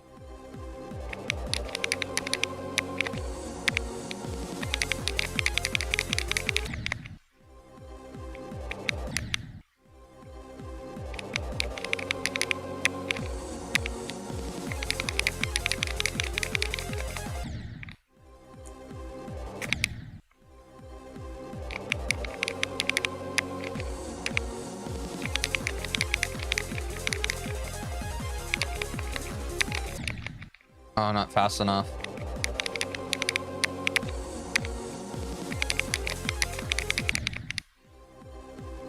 I feel the mental block starting to form here. We might have to switch to 42 to 100. Yep. Nope. Get us out of here. We can't hard tilt. Let's switch it up. We might go back to runs from 0, chat, but we need to switch it up. I felt my brain starting to atrophy.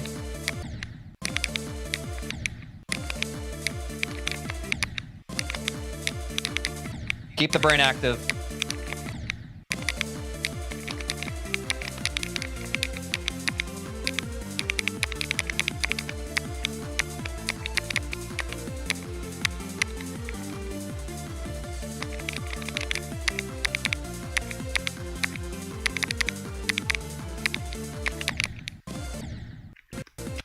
No, what's the point? Screw it.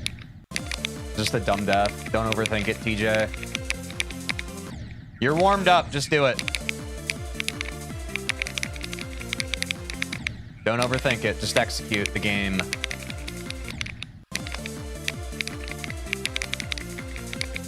Honestly, 42 to 100 is so much easier once I'm actually warmed up.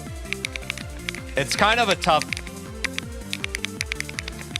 Like, I do think it's an easier part of the level, but, like, I do feel like I often have mind block on crack when we first start out the stream, but then when I come back after runs from 0, it's like I kind of feel a little more locked.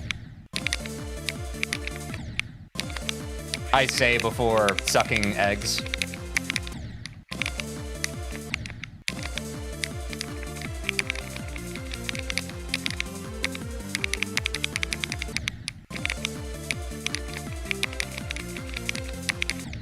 I have 47 to 100, and it's legit free compared to 42 to 100. That's fine. I think my philosophy is I've learned all of these pieces of muscle memory by section, and I've developed them to a point where I want to think of them in that way. So if I were to, like, for example, I probably could get a new best from, like, the middle of crack, but I think that long term it would mess with my muscle memory, because I would get super used to, like, starting crack halfway through instead of from the beginning. That's me personally. But I can certainly see why someone would do that. But at this point, I would rather just, like, connect all of crack to what I already have and get, like, crack beginning to end more consistent than to, like, give myself numerical progress. Like, I care more about the actual consistency progress than, like, a shortcut to a better number, if that makes sense.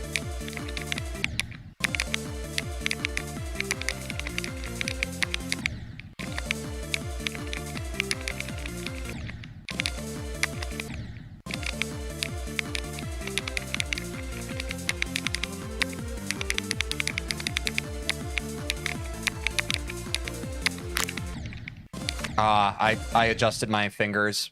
I stretched my fingers. Dang. Unlucky.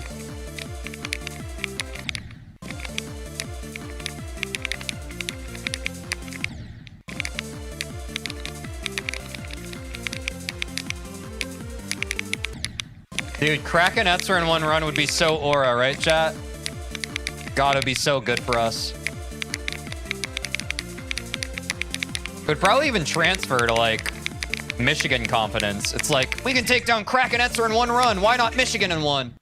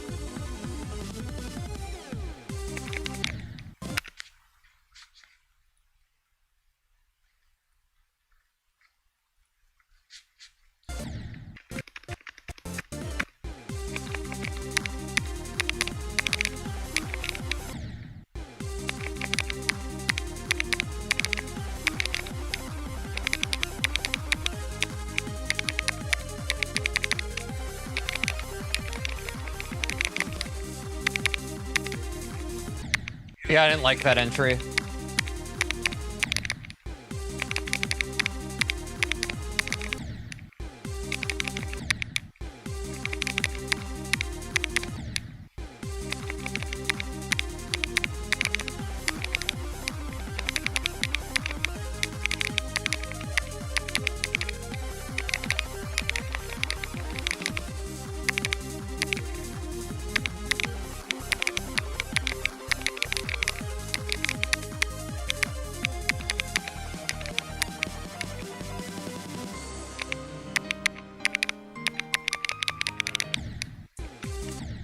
My 95 has been straight dukey diarrhea ass shit today. So, locking in on that. Overclicked. Yeah, it's fucked today. Okay.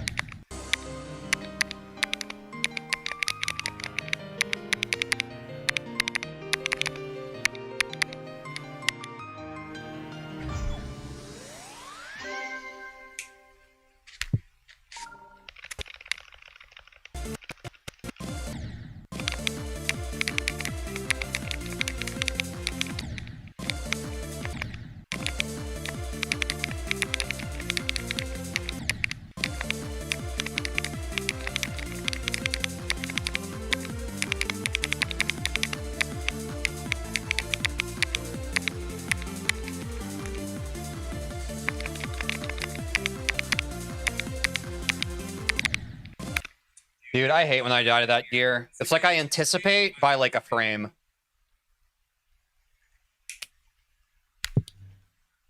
Ooh. Nah, chat, I don't have the guts for Michigan route. I don't have, like, straight up, I was considering it to meme early on in the Bloodbath journey, but like, dude, it's just not worth it. I would rather just beat the level.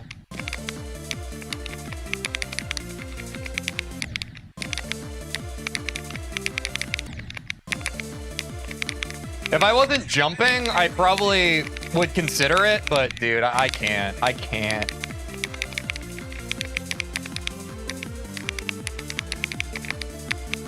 I just want to beat Bloodbath and go about my day.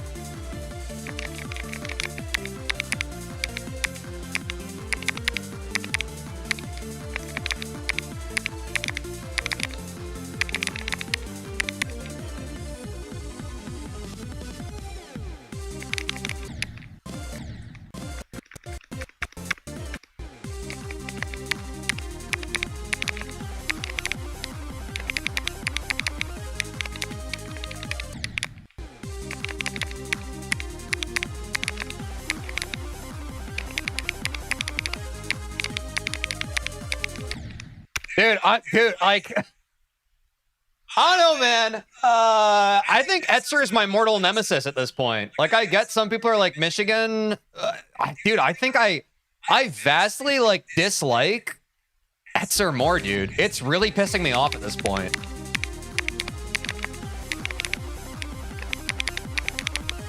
Like, Michigan's Michigan, but something about Etzer is just so tantalizingly tilting.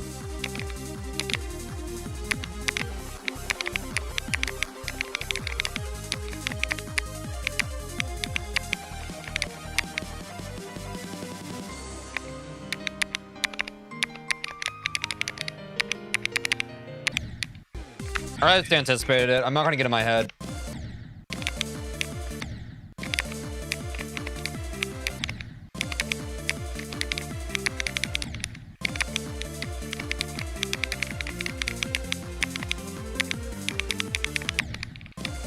I've said this before, but certainly, like, in terms of gameplay, between the big three war gods of Bloodbath, Michigan, Crack, and Etzer, dude, I love Crack. It's so... Of the three, it's not even comparable. It's like, the flow of this part is fun.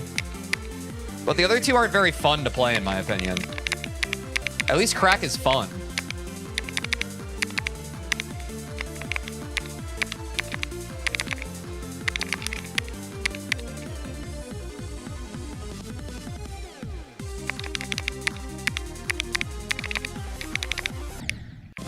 that was our best fucking run through Etzer today from 42. I guess we'll take that.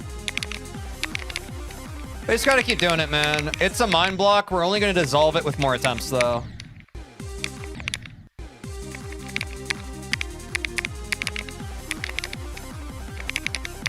I don't know. This is definitely a combination of confidence and consistency, chat. So kind of just gotta keep on running it. Nah, that was just that was a lie. I don't think that happens again.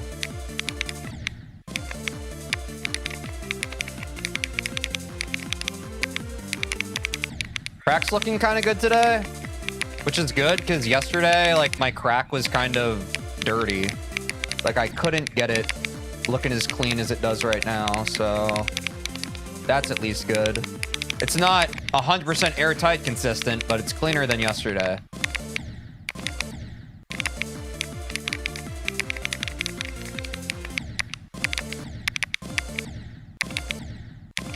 How long do you think Bloodbath will take? I don't know, man. But to be honest, I've been getting that question in my chat since day one. And my answer stays the same. I don't know. We'll see.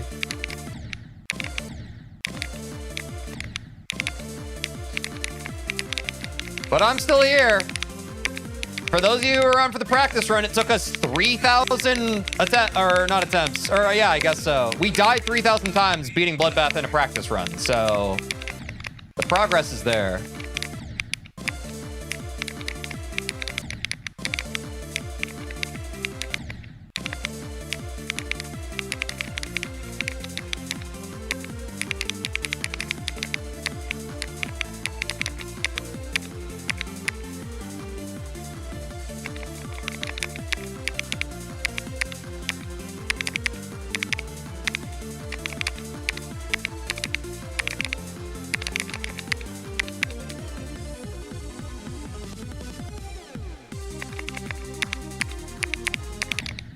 I felt that though. But I felt that felt really good.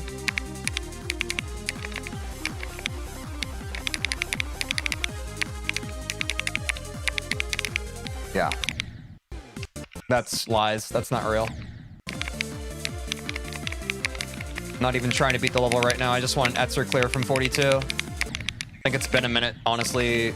Right, chat? Because, like, the past 2 streams, we haven't even been able to get past Etzer, have we? There's, like, a really fucking weird mind block. We were getting super consistent on Etzer, and now suddenly, like, we can't. Like, I choked 79, I think.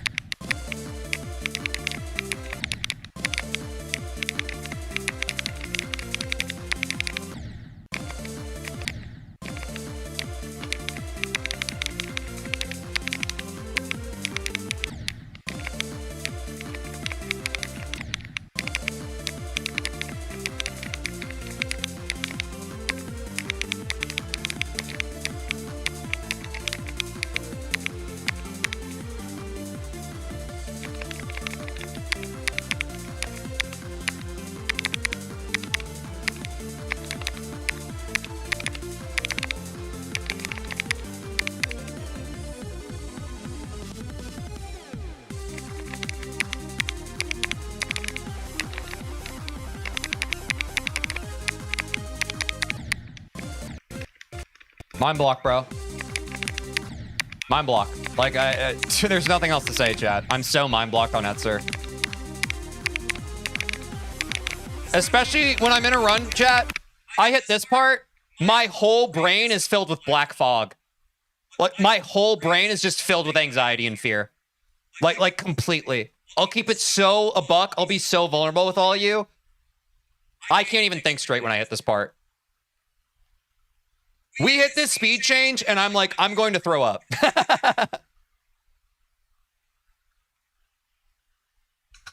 It's got aura, bro. It's got aura, dude.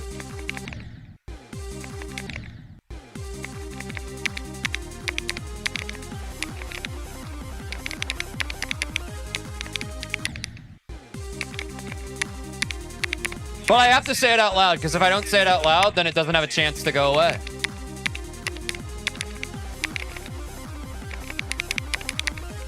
What if you think gay?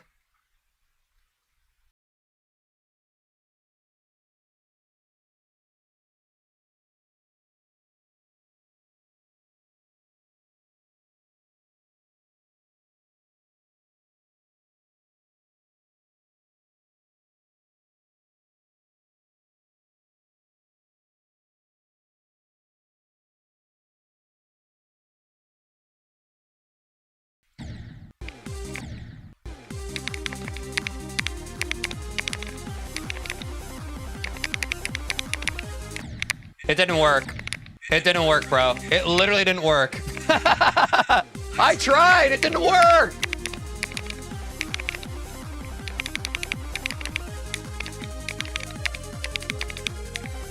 Okay, there we go.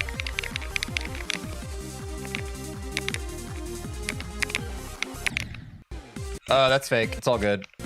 I just think I need to be methodical, chat. Like, if I hit literally one Etzer clear, I just gotta run it back.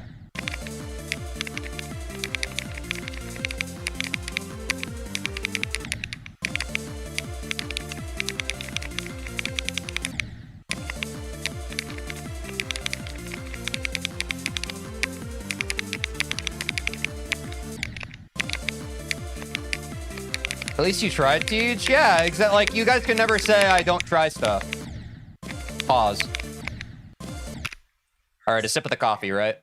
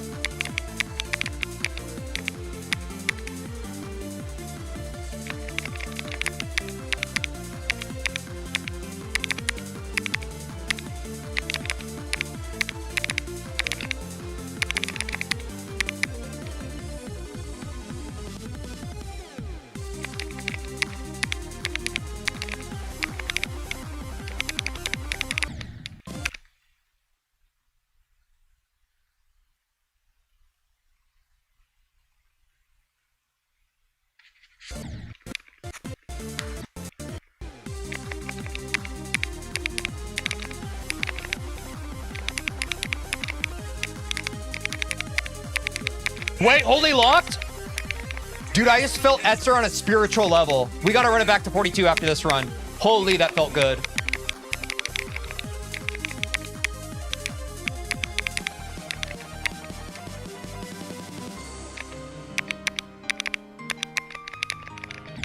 I overclicked. I actually don't give a shit. Bro, if I die at 95 from 42, so be it.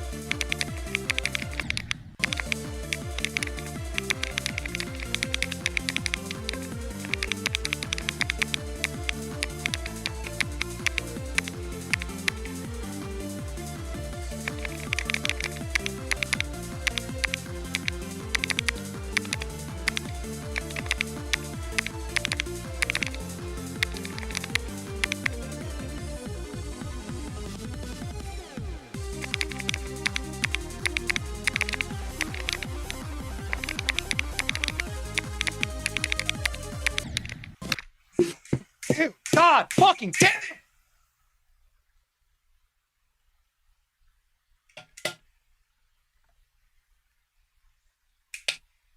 Getting into the straight fly hurts, bro.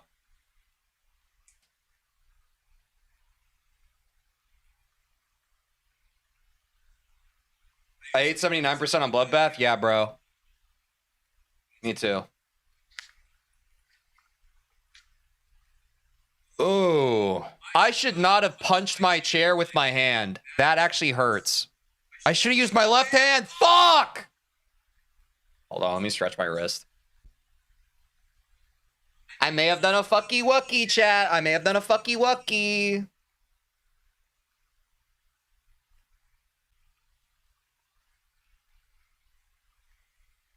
Oh.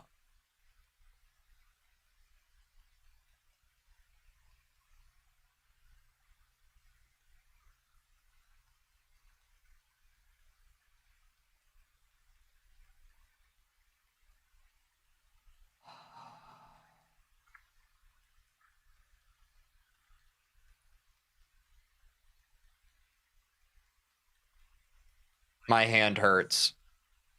Hold on.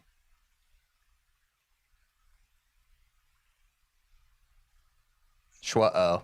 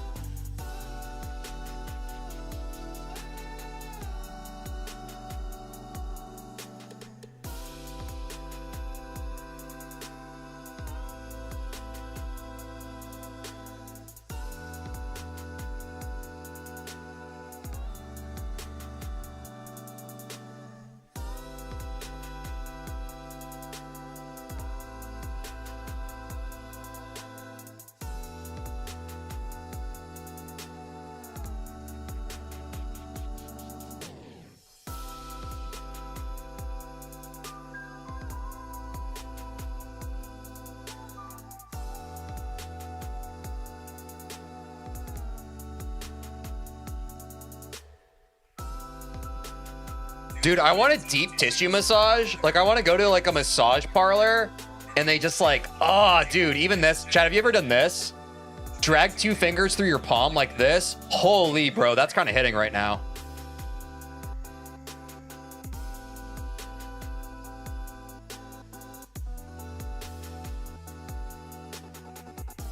Wow.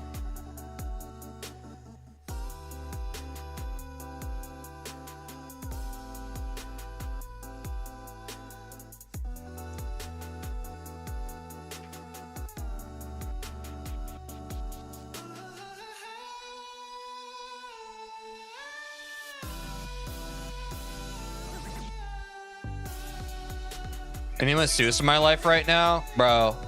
If there is one thing I would change as president of the world, I would make sure everybody gets a massage. Okay, I think that feels better. W self-care chat. W pause for a quick heal break.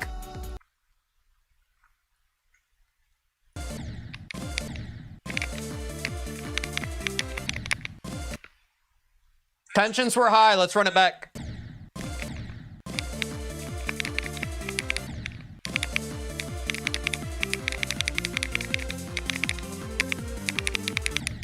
Chat, remind me next time I get tilted and I need to hit one of my one of the armrests on my armchair, I should hit with my left hand.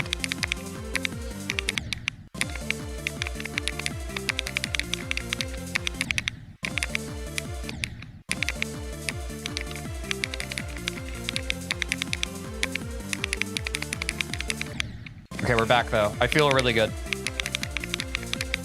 That was really scary though. I was like, oh wait, that actually hurt.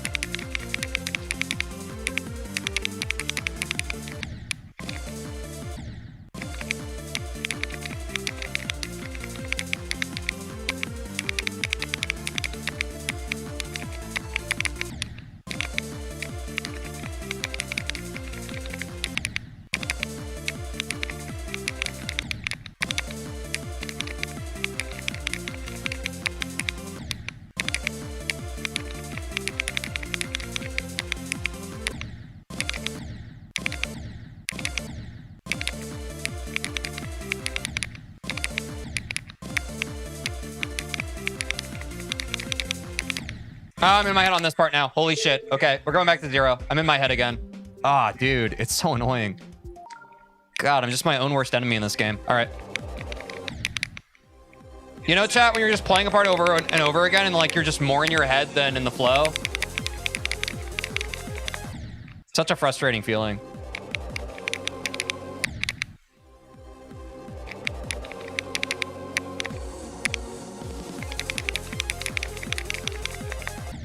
Oops.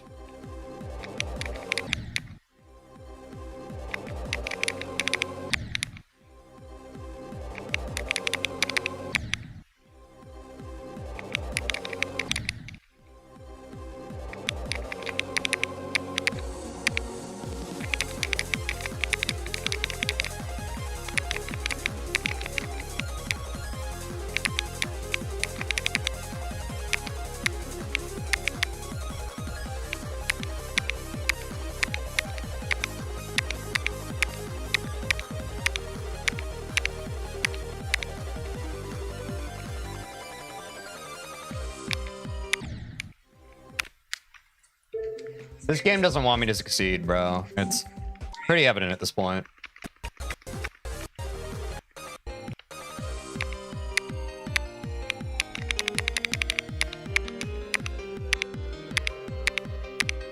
Am I gonna... Okay, at least that happened. I was considering, oh, am I just gonna get a first try Michigan clear? That'd be pretty sick, bro. Dude, I want to play the game more, but I'm just like, I'm kind of washed at this point. Fucking annoying.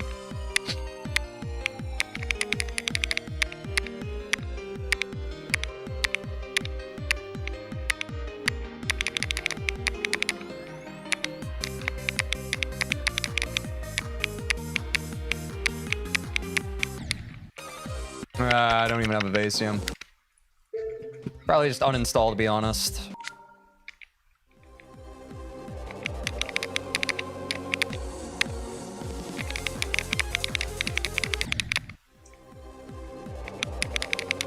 Ah, I want to play the fucking game more today, and I just fucking can't. I can't. Literally, my mental was so good, and now it's diminished. There's no point. So frustrating how everything can just change in a heartbeat.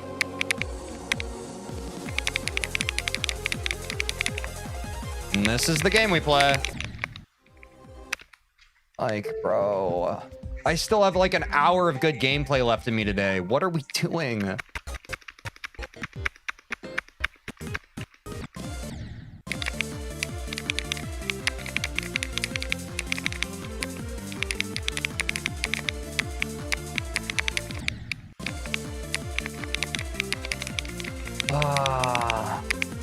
I can't go back to 0. It's nerf or nothing here.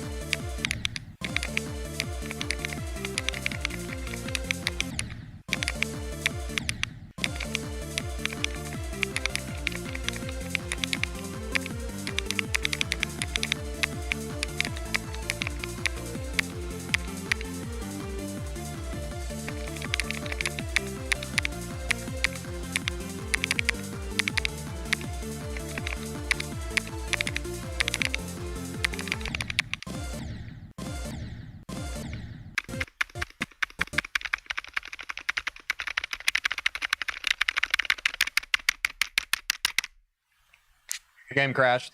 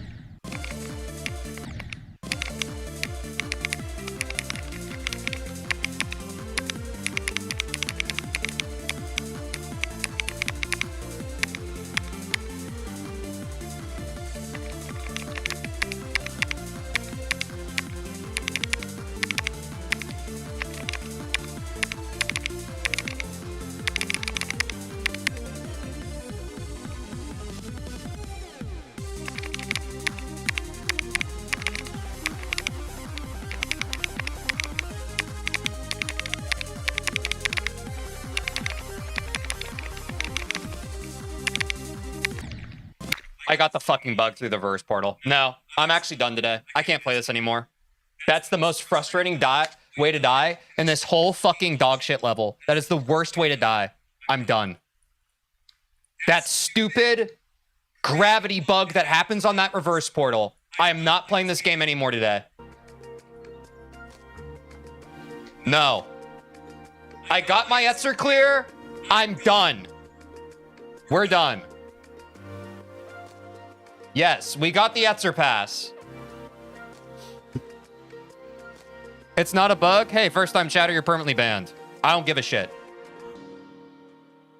Hey, W emotional awareness from you, stud. The streamer's mad. How about I get chippy? All right, I'm gonna go on TikTok. See you all tomorrow.